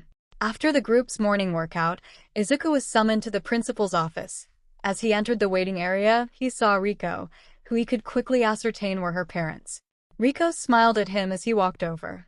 Her parents looked at him questioningly. He then bowed to them. "I am sorry that your daughter was hurt defending me," he said. Riko started to protest, but her father stopped her. "There is nothing for you to apologize for, young man. The only person that needs to apologize is this 𝗵𝗃𝗀𝗀. Raise your head." Izuku did as asked. "Thank you, sir. I am extremely grateful for Riko's actions. I am a bit embarrassed about how the situation escalated." Her father extended his hand and leaned in. "Thank you for teaching that punk a lesson and defending my little girl. It truly was my pleasure, sir," he replied with a smile. "Excuse me, Dad," she exclaimed, her cheeks turning slightly pink. Her father responded with a hearty laugh. Like Izuku, he was not very tall, standing at a height of 5 feet 8 inches, and possessing black hair and the same colored eyes as his daughter. In contrast, her mother was a towering 6 feet 2 inches with silver hair. Although quiet like her daughter, she observed him intently, scrutinizing his every move. Riko and Izuku were seated close together and conversed about recent events and their purpose for being there. Riko's parents observed how their typically reserved daughter openly chatted with the boy. After learning about the scheduled mall trip on Friday after class, Riko expressed her interest in accompanying him. She glanced over at her parents, who gave their approval. She informed Izuku that she planned to attend class on Friday after her parents kept her home to ensure her full recovery from the attack. Her cheeks reddened as Izuku expressed his concern for her well-being. Their friendly chat ended when the waiting room door opened, and 𝗵𝗃𝗀𝗀 appeared with his parents by his side. 𝗵𝗃𝗀𝗀 glared at Izuku, who turned his full attention to the explosive teen. Reiko's mother noticed that as he did so, he had turned, putting his body in between 𝗵𝗃𝗀𝗀𝗀 and her daughter. A small smile tugged at the corners of her mouth. Before anything could be said, Izuku noticed that Mrs. 𝗵𝗃𝗀𝗀𝗀 was looking at Izuku with her hand to her mouth like she had seen a ghost. Before anything could be said, the door to the principal office opened, and out stepped Professor Midnight, dressed in a business suit but still in her trademark glasses. "Would you all please come in?" She stepped to the side and motioned with her hand. "If the Yanagis and Mr. Midoriya would please sit on the right and the 𝗵𝗃𝗀𝗀𝗀s to the left." The groups entered, noticing 𝗧𝗏𝗧𝗍, 𝗵𝗃𝗀𝗀𝗀, and Principal Nizu sitting at the head of the U-shaped table. They noticed that there was also a man who looked like a police detective standing off to the side. Izuku gave the familiar face of Detective 𝗧𝗏𝗪𝗏 a brief smile, as they were acquainted from his previous encounters with the police. Reiko sat next to Izuku as everyone took their seat. Izuku noted that Midnight sat near 𝗵𝗃𝗀𝗀𝗀 with only an empty seat separating them. Nizu rose from his seat. "If any of you are unaware, I am the principal of UA. You may address me as Nizu. To my left is the pro hero 𝗧𝗏𝗧𝗏𝗧. He is Mr. 𝗵𝗃𝗀𝗀𝗀's homeroom teacher. To my right is 𝗵𝗃𝗀𝗀𝗀𝗀, and he is Ms. Yanagi and Mr. Midoriya's homeroom teacher. The man in the corner is Detective 𝗧𝗏𝗪𝗏. He is here as a representative of the police. Professor Midnight is here to make sure that things are kept calm." 𝗵𝗃𝗀𝗀𝗀𝗀 clicked his tongue and seemed about to say something before his mother gripped his arm and glared at him. Nizu did not react. "We are going to review the footage of the incident. After that, we will hear from the Yanagis and Mr. Midoriya's. Then Mr. 𝗵𝗃𝗀𝗀𝗀𝗀 will have a chance to speak. I will tell you now that Detective 𝗧𝗏𝗪𝗏's quirk is called Lie Detector, and it does exactly that." As the lights dimmed from the center of the room, a holographic projector lowered, and the security image with audio began. The footage displayed Izuku and his group seated at a table, seemingly idle. However, 𝗵𝗃𝗀𝗀𝗀𝗀 entered the cafeteria and started yelling at a boy with red, spiked hair, calling him demeaning names. The footage also captured 𝗵𝗃𝗀𝗀𝗀𝗀 noticing Izuku and immediately approaching him with his hands crackling. Izuku stood talking to his friends, and 𝗵𝗃𝗀𝗀𝗀𝗀 launched his attack. It played up to the point that Kirishima attacked Izuku. As you saw, Mr. Midoriya had done nothing towards or even noticed Mr. 𝗵𝗃𝗀𝗀𝗀𝗀. A thorough review of all the security imaging showed they had not crossed paths since the begging of the term the day before. Now we can obtain that Mr. 𝗵𝗃𝗀𝗀𝗀𝗀 obliviously knows Mr. Midoriya, and his quirkless status from some outside means he also threatened to kill the boy. When Ms. Yanagi went to check on her classmate, he attacked her without provocation. As of now, Mr. 𝗵𝗃𝗀𝗀𝗀𝗀𝗀 has been suspended for 1 week, assigned detention for 2 months, and ordered into mandatory counseling sessions with our lead counselor 𝗬𝗲𝗏. Of course, That will start once his suspension is served. I find that completely unacceptable, Mrs. Yanagi said coldly. This animal should not have been just suspended but should have been expelled. He attacked this young man and our daughter unprovoked. I want to know why. Bakugo's anger flashed. Who was this bitch to call him an animal? I was doing a favor by getting rid of this quirkless piece of shit, and you stupid bitch of a daughter got in the goddamn way. Katsuki, his parents shouted. From the corner of the room, truth, the detective said emotionlessly. Aizawa sighed. This boy was fucked. He looked at this student and then over at Izuku, shaking his head. Now, would someone care to explain to me how after an outburst like that, he is still in heroic course and UA at all? Mrs. Yanagi said. It is obvious that he showed no remorse and was not given proper guidance. She stared at Bakugo's parents. The wife looked about to respond, but the husband placed his hand on her arm. I want him expelled, and I wish to press charges. UA and the Bakugos can also expect to hear from our lawyer at the end of the day. Mr. Midoriya, where are your parents or guardian? They are all dead, ma'am. I am here representing myself. Her eyes flashed in sympathy, as did her daughter's. Then allow me to extend our lawyer's services if you require it. What the fuck? Bakugo yelled, only for his mother to attempt to contain him. Mr. Bakugo, Eraserhead roared, and the boy immediately shut up. Do you understand what is going on here? Your tenure in this school is in danger. Any dream you have of being a hero is going up in smoke, and you are putting gasoline on the damn fire. If they press charges, your hero career could be over before you walk out the door. What school will take you with this on your record? Bakugo looked shocked. He glanced at his parents, expecting them to make it somehow right. His mother looked at him and tried to convey the seriousness of the situation. But I am supposed to be the next number one, he said. Everyone said so. That's the problem, Mr. Bakugo. You are not the best. Your quirk isn't even the best in your class, let alone this school. Years of constant praise and enabling have filled your head with nonsense and stupidity. You didn't even score first on the exams. Mr. Midoriya did. First in practical and second in written test amongst all students, coming only second to your classmate Ms. Yaoyorozu, who gained admittance through recommendation. Nizu said. Mr. Midoriya? I won't be pressing charges, but I don't think his punishment is enough. I don't care that he attacked me. I do care that he attacked Reiko. He shouldn't be allowed to continue the hero course. The problem is that he has always been praised for his quirk and potential. No one bothered to put a stop to it. If the principal says he should be removed from the hero course, banned from this year's sports festival, and allowed to participate in next year's festival. If he comes near me or my classmates again, will be filing charges and lawsuits. I will not be suing the school or his parents. I believe whatever they have as apology money will be satisfactory. My only condition is that I want to meet with Eraserhead with Detective 𝗧𝗵𝗲 present. Aizawa raised an eyebrow and nodded to Nizu. Why don't you want him expelled? Riko said.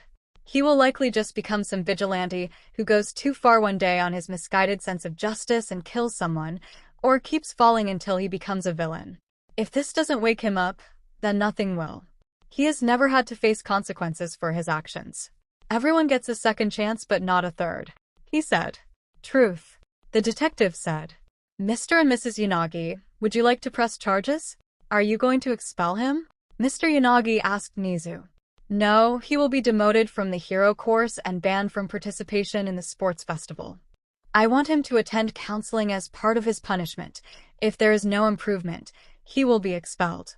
Would pressing charges rob him of any chance of being a hero? No, it will make it more difficult, but the only person who can truly take that dream from him is himself. Detective, we would like to press charges. While I would like to hope that this is the wake-up call this young man needs, he must still pay for the assault upon our daughter. Mr. Yanagi said. Understood. The detective walked across the room. Katsuki Bakugo, you are under arrest for illegal quirk usage, assault, and assault with a quirk to cause bodily harm. Please stand and place your hand behind your back. Katsuki reeled in shock. He looked towards the door like he wanted to bolt. He noticed midnight between him and there. His father walked over and placed his hand on his son's shoulder.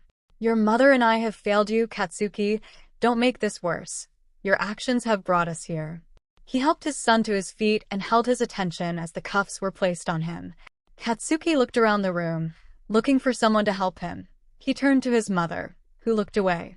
The door opened and 2 officers walked in. Taking hold of the blonde teen, they walked him out of the room. Mr. Bakugo came over and bowed to the Yanagis and Izuku. I know that my son is the one that owes you an apology. I hope that he will grow to a place where he can say it honestly from his heart. He bowed again to Izuku and offered an envelope from his jacket. Izuku took the envelope, slipping it into his pocket. The Bakugos left, followed by the Yanagis and the other staff members, leaving Izuku, the detective, and Eraserhead. So, what is it you wanted? Aizawa said. How far did Bakugo have to go for your act to expel him? Was it because I am quirkless?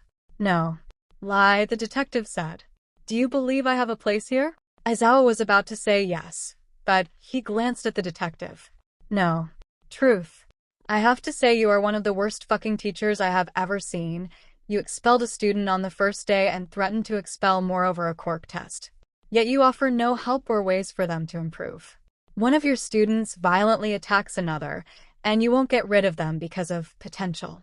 Watch your mouth. I am your superior and a teacher here at UA.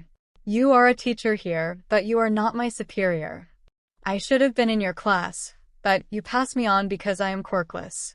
I am glad you did. Vlad is 10 times the teacher you could ever be. You are a liability. You have no quirk to fall back on. What will you do when dealing with someone like Moonfish? Fight. What the hell are you going to do?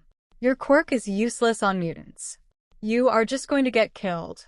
As long as I make it pro, I don't care. Truth. Do you even understand what you are saying? Aizawa said. I perfectly understand it. I am quirkless.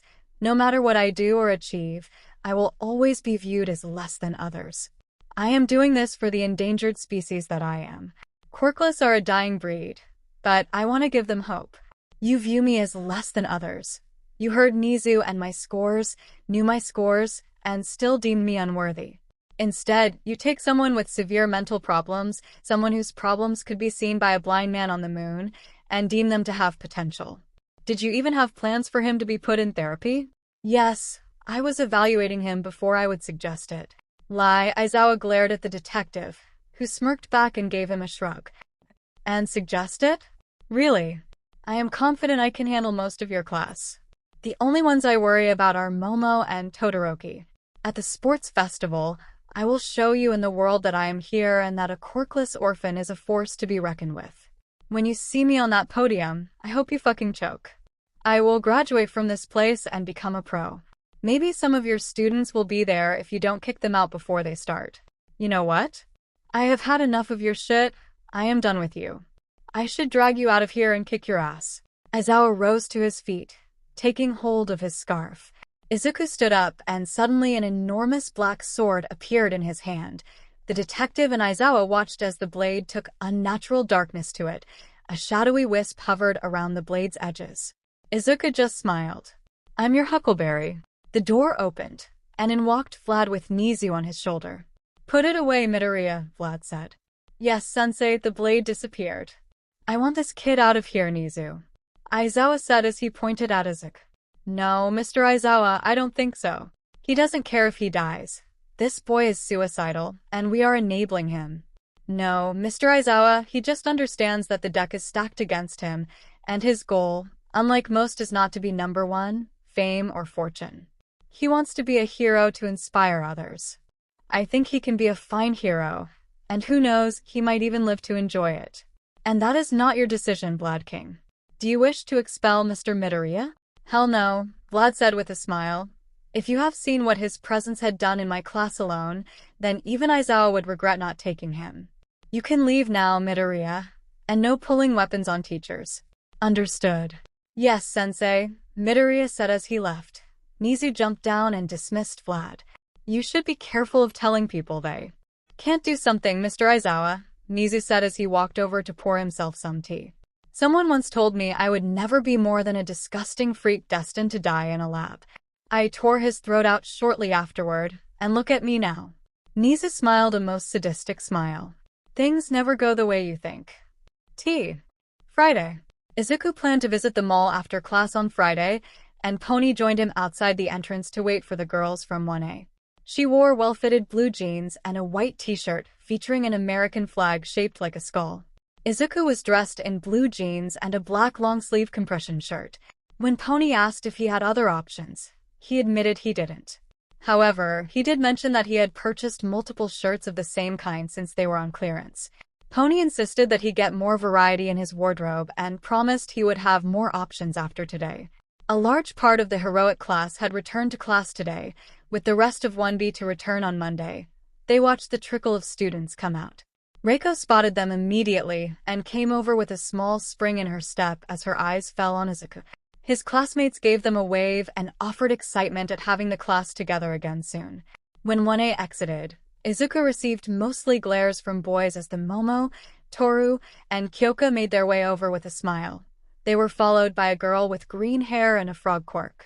The girl walked over and bowed to the trio from 1B. I would like to apologize for my actions in the brawl Tuesday. My emotions got the better of me when I saw Mina get attacked. There is nothing to apologize for. I should apologize for slamming you into the table, Reiko said, returning the girl's bow. I hope this has not taken away any opportunity we may have of being friends. The other three bowed. No, we would love to be friends. You suffered the most from Bakugo's rampage. If you are willing, we would love nothing more, Momo said. Reiko smiled as she lifted her head. Then let us be friends then. Please call me Reiko.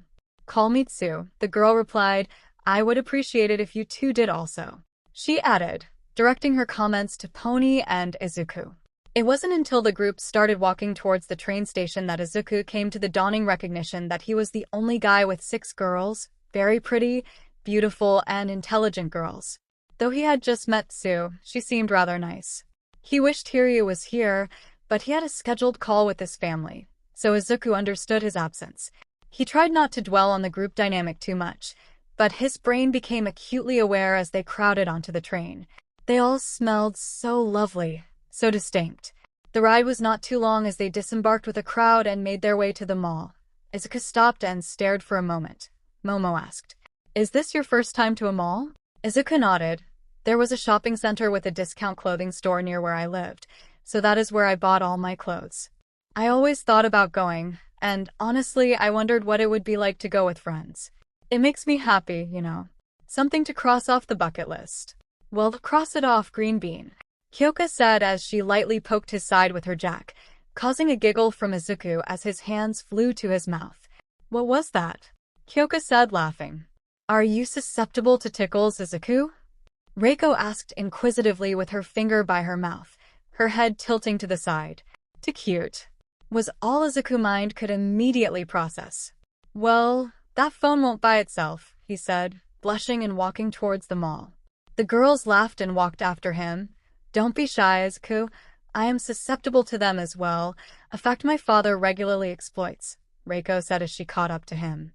You know, I always wanted to go with friends to the mall as well, Momo added. You have never been to the mall with friends either? Asked Pony. No, I was homeschooled. It wasn't until I came to UA that I have ever been able to interact with people my age outside of balls or garden parties, the heiress said. Well then, let's have a great time then for Momo and Izuku, Toru said, pumping her fist into the air. Yes, we should do our best to have some fun, Karo, Tsu said. Besides, this first week of school has been anything but fun. Yes, this first week will not be forgotten easily, Pony said. After quickly checking the directory, they went to the phone store, as Momo told the others about the first heroics class. And after she convinces us of her plot and we help her escape, she executed us with a paintball gun, Kyoka said. I had to wash my hair 3 times to get it out. I am sorry, Kyoka, Momo said, hiding her mouth as she chuckled. Here we are. The group entered and walked over to the phones. Izuku looked utterly lost, turning to the girls with a look of a deer in the headlights. He mouthed the words, help. They all laughed before setting about helping their quirkless friend. Momo first asked budget before they moved around the store looking at different phones. Each girl could help him narrow down his choices, helping him avoid getting something with too little storage or insufficient resolution. As he made his purchase, Pony spied an excellent phone case with a black sword inlaid on it. She picked it up with a smile. I am going to buy this for you, Izuku, she said. Pony, you don't need to do that, Izuku protested. You are correct, but I want to as a way for you to remember your first shopping trip. I don't think I would ever forget, but thank you, Pony. Kyoka bought him a pair of wireless earbuds, which she insisted on. Izuku didn't know what to say. He just looked at the girls. Thank you both so much. You don't truly understand what this means to me. Would it be inappropriate if I hugged you? Pony blushed slightly as she hugged him. First, Kyoka was a fiery red as she said, "It is not a big deal, but if you want to." She blushed harder when he wrapped his arms around her and hugged her tight. They stepped out with his new phone securely in its case. Izuku couldn't stop smiling. "Can I have your phone numbers?" "You don't have to if you don't want to." Reiko stepped up first. "It would bring me much delight to share phone numbers with you." Izuku smiled. "Thank you, Reiko. How do we do that?" Toru laughed and said, "Here, I will show you." When the chime of shared contacts came from his phone, Izuku was beaming. Then, when the other girls stepped forward to do the same, he couldn't stop smiling. "Now what? Do we have to leave now?" he said, hoping the answer was no. "Oh no, Green Bean, we are going to get you some new shirts," Kyoka said. "Yes, Kyoka, I very much agree. All he owns are those compression shirts." "That is terrible, though it shows off your very nice muscles, Kero," Tsu said without shame. "Su," Momo said, slightly shocked. "What? He has very nice muscles. I say what's on my mind." Izuku blushed. "Well, I have quite a bit of extra money right now. Some new clothes would be nice." Together, they strolled and visited various stores, with the girls occasionally stepping inside to browse and seek Izuku's input. Though he didn't entirely comprehend their fascination with fashion, he recalled Inka's pointers and provided complimentary remarks. While exploring clothing boutiques, he selected several new shirts for himself. To his surprise, each girl gifted him a shirt. Tsu apologized for the scuffle, while the others from 1A expressed gratitude for his guidance in training them, Pony and Reiko, due to their friendship. Although Izuku found the outpouring of affection slightly overwhelming, he graciously accepted their thoughtful presence and felt content. They had a splendid evening after enjoying a meal at Big Belly Burger. They even taught Izuku to take pictures with his phone and capture memories together. Momo arranged for a car to drop everyone off at their respective destinations. Izuku expressed his gratitude to the girls for the fantastic day and hoped to repeat such an experience, preferably with more classmates joining them. Pony and he walked off to the dorms laughing and carrying on. Limo. "That was a delightful outing. Thank you again for the ride home, Momo," Reiko said as the car drove away from the campus. "It was rather pleasant." "I would very much like to do it again," Momo responded. "Izuku seemed to have a perfect time," Toru said. "It was nice to see that he is normal. During the fight and training, he is so confident. I was cool to see him act like a dork," Kyoka said. "I didn't notice it during the fight, but he is hot," Tsu said, causing the car to go silent. "I can't be the only one that thinks so." Ribbit. "No, Izuku is very handsome," Reiko added quietly, a blush on her cheeks. Momo blushed and smiled. "I wouldn't go that far, Tsu, but he is rather nice." "I would play tickle fight with him anytime," Toru said, causing the car to erupt into laughter. Quietly, Kyoka said, "You are not wrong, Tsu. You are not wrong." The rest of the ride home, the girls talked about class and weekend plans. Foundations of friendship were laid down that evening. Izuku, after saying goodnight to Pony, much like a kid with a new toy, he knocked on Hiryu's door to get the boy's phone number. They only talked briefly before Hiryu excused himself from the conversation, citing that he was going to bed. Izuku decided to shower before calling it a night. He was settling down when his phone chimed. Unsure, he looked at it to see he had received his first text message. "Reiko, I hope I did not wake you, Izuku. I just wanted to say I had a lot of fun today." Izuku, "I did too. Thank you for coming with me. I enjoyed it." Reiko, "That is good to hear. If you had no plans tomorrow, you would be amenable to attending the aquarium with me.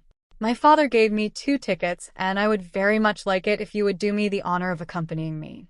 Izuku, "That sounds like fun, but I have plans for the morning.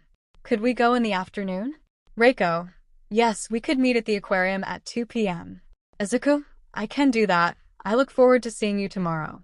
Just send me the address as I have never been." Reiko, "I will do so. I will see you tomorrow." "Good night, Izuku." Izuku, "Good night, Reiko." Izuku set his phone down, set an early alarm, settling down to sleep. A stray thought slipped into his mind just as he was about to sleep. Aquarium? Alone with a girl? On the weekend? Is this a date? Like many before him and many that would follow, sleep would be hard to acquire when such thoughts enter someone's mind. The morning came a little bit sooner than Izuku could have wanted, but undeterred, he awoke dressed in his usual attire but making sure to pack a change of clothes for later in the day. He exited the dorms and began his trek to the soup kitchen. He wanted to visit his friends and talk with 𝗏𝗏 about the possibility of what would happen later in the day, being a date. 𝗏𝗏 and 𝗏𝗃 were there to greet him as he entered through the employee entrance. They hugged briefly before getting to work on the breakfast of the hungry folk that would soon be filling the hall. The conversation quickly turned to his first week of school as the others arrived. The staff swore bloody vengeance when Izuku told them about the brawl in the lunchroom. Their bloodlust was slightly sated when they told them about Bakugo being expelled from the hero course and arrested. 𝗏𝗏 paid close attention to Izuku when he talked of Reiko. She had a knowing smirk when Izuku pulled her aside to talk about his rendezvous with a said girl later at the aquarium. 𝗏𝗏 asked, "Do you want it to be a date?" Izuku stopped and pondered it. "I don't know, in the context of getting to know her better. Then yes. I don't know if in a romantic sense. It doesn't feel the same as with Anna." "That's good, and nothing ever will feel exactly like that again. If it does, then it isn't real. Also, it is perfectly okay for you not to know, Izuku. Many lovely ladies surround you, and some are interested in you. They are probably trying to figure it out for themselves as well. Remember, the mystery of life isn't a problem to solve but a reality to experience. Enjoy the moment." "How many moments are you guaranteed?" "Simply 2, birth and death, and we control neither." "Then enjoy this one, my Izuku. But for the love of God, tell me you are not wearing that to this date?" 𝗏𝗏 said while motioning to his clothes. Izuku smiled. "No, I brought a change of clothes." Izuku enjoyed catching up with the other workers the rest of the morning, exchanging phone numbers and taking pictures. He found that he enjoyed capturing memories, something he could revisit. When Ando came in, Izuku ran out to hug her and talk. She was excited to see him and hear about his first week. Not wanting to worry her, he gave her a sanitized version of events. The trained psychologist raised an eyebrow and stared him down till he gave most of the truth, leaving out his confrontation with Hound Dog and Mr. Aizawa. After the breakfast service ended and the staff cleaned up, 𝗏𝗏 let him shower quickly and get ready for this date. She kissed his cheek after styling his hair and ensuring he was presentable. "Advice?" Silk stepped over to the boy. As soon as somebody falls in love, all the wits seem to dribble out the bottom of his head. Izuku laughed. "I will keep that in mind, Silk. Thanks, I guess." Izuku smiled and headed out the door, bound for the aquarium. Reiko Friday night. Reiko stepped out of the limo and entered her home. Her mother greeted her.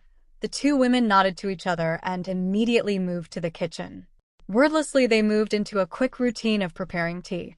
Once the tea was brewing, Reiko quickly disappeared into her room, removing her uniform and changing into an oversized shirt and shorts before returning to the kitchen as her mother set the cookies on the table and took her seat. Reiko took her seat. Both women were silent until tea was served. "How was your return to school?" "Pleasant, except for a handful of missing classmates. It was good to be back." "When will the full complement return?" "Monday." "Are you far behind in your assignments?"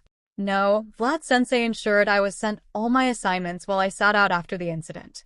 "Your trip to the mall?" "Very pleasant. It was a large group." Izuku and Momo had never been to the mall, let alone with friends, so it was an endearing experience.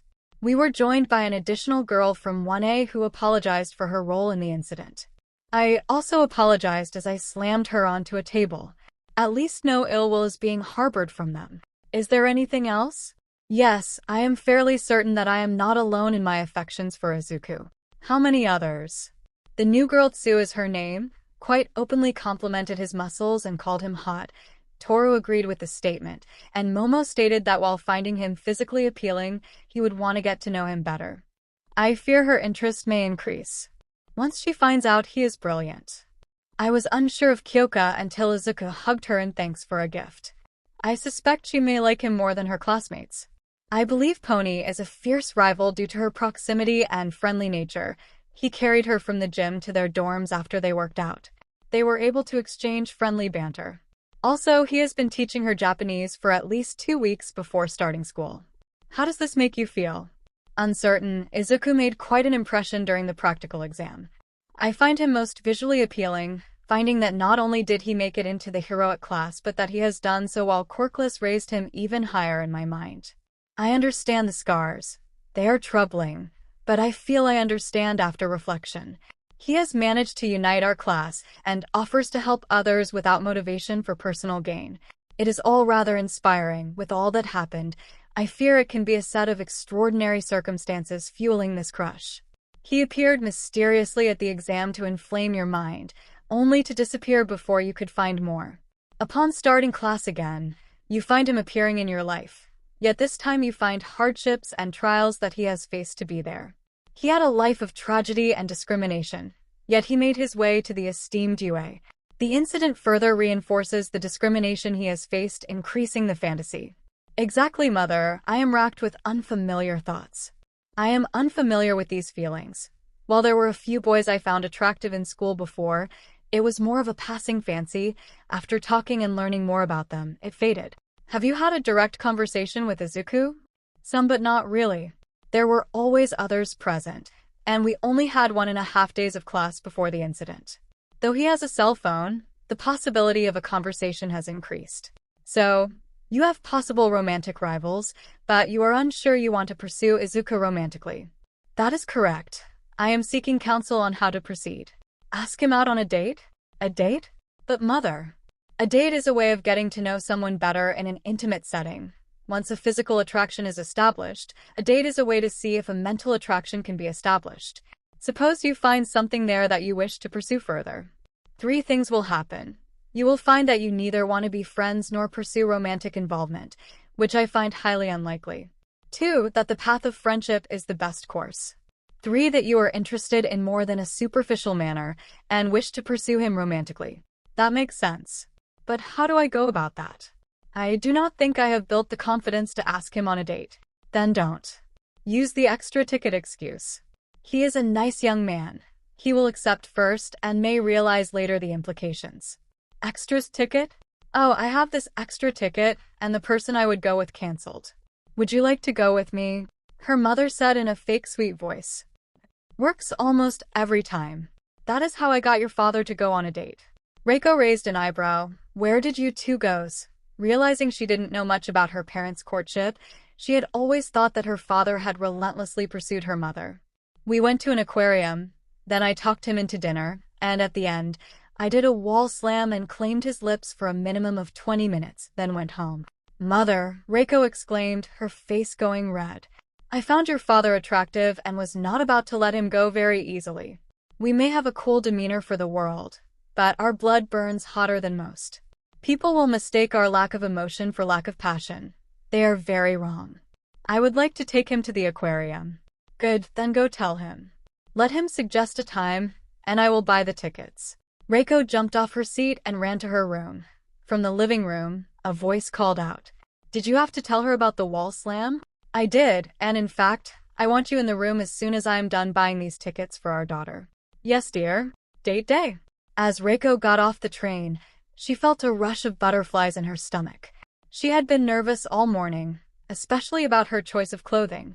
She sought her mother's advice and wore a navy blue blouse that complemented her pale skin and accentuated her waist, a black wide-brim hat, a simple silver chain, earrings, a black skirt, and matching heeled sandals. She hoped that her date would appreciate her outfit. During the journey, she indulged in daydreaming about what she wanted to happen on this date, but she knew she couldn't let her flights of fancy and hormones take over. Slamming a wall was out of the question.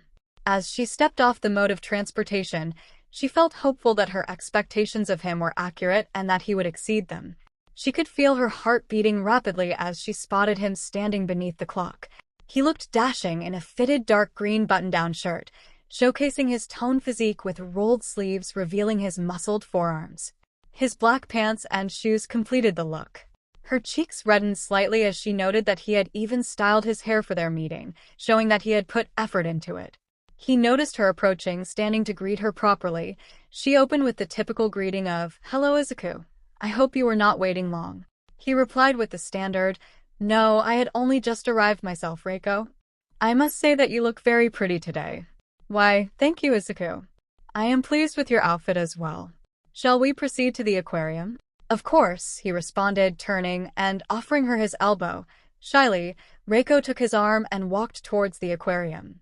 At first, the walk was silent. Both did not know how to proceed, and Izuku remembered Inka's advice again. Thank you for inviting me again, it was a nice surprise. Also, I get to cross another thing off my bucket list. Going to the aquarium with a friend? Izuku blushed some. Yes, let's go with that. Reiko smiled. I am glad I can do so for you. So, I take it this is your first time? Yes, always wanted to go, but you know, he said with a slight shrug. They walked arm in arm through the exhibits talking. Reiko would point out some things from previous visits that she had found fascinating. She discovered they loved books, mysteries, and the unknown. He needed to be better versed with pop culture but had seen some older horror movies, much to her delight. They were discussing a senior American author and his alarming book involving clowns. She giggled at how this brave boy at her side proclaimed he might have to consider tripping a child and running from a demon clown. After watching the dolphin show, he smiled at her warmly as she gushed about her love of dolphins. Seeing her passions emerge over their aquarium date was lovely. Reiko, for her part, couldn't remember when she had laughed and smiled so much. Then he bought her a stuffed version of the star dolphin comet. They sat eating ice cream, watching the Sea Ray exhibit, and enjoying the scenery and each other's presence. This has been much fun, Reiko. Would you mind if we did this again sometime? I would enjoy that, Izuku. I would enjoy that very much, she replied, squeezing Comet. Would like to get some dinner? Or do you have to go home? Dinner sounds lovely, she said with a smile. They made their way to the exit, her retaking his arm. Do we look like a couple? They both thought. He led her to a nice nearby yakiniku restaurant. He insisted on paying as the ticket to the aquarium was already paid for. Have you ever had a girlfriend before? She asked. No, there was this girl named Anna. She was the first girl I liked that way, but when her parents found out I was quirkless, they forbade us from speaking. They even left the area soon after. All because you were quirkless? Yes, her parents didn't seem to mind that we were getting closer till they found out I was quirkless, then it all went downhill. That's terrible, Reiko said. What are your views on romance then? For some time, I had given up on the idea, assuming that I wouldn't find anyone who would accept me. However, now I am open to the possibility. As Vlad-sensei mentioned, our lives can be cut short after graduation, and mine even more so. It's surprising to discover how many individuals accept and embrace me for who I am. This has exposed me to a newfound perspective on life that I thought was unattainable. Though it may sound melancholic, I had relinquished hope in attaining what I deemed unattainable. How about yourself? I strongly desire to meet someone and have a romantic experience. My parents' love for each other is not obvious to everyone, but it is evident to me. Witnessing their love every day motivates me to want to experience the same. Although being a hero may present challenges, I will work hard to maintain it if I find the right person. The two just smiled at each other, thinking about what the other had said. Both understood what was being said between the lines, though they needed to be bolder to act on it. Their feeling was still clouded. Time may not be on their side in the long run, but it was for now. He walked her to her train. They both stood there somewhat awkwardly, unsure how to proceed. As the train pulled up, Reiko took the initiative, embraced Izuku tightly, and he responded immediately. Thank you for a lovely day, Izuku. It was my pleasure. Please let me know when you got home safe. I will. With a slight step back, she let her thoughts wander into a world of fancy and the desire to kiss him. But instead, she chose to express her happiness with a smile and boarded the train. He stood there, watching the train depart before making his way to his own station, feeling a sense of lightness and happiness. The ability to dream once again was a pleasant feeling.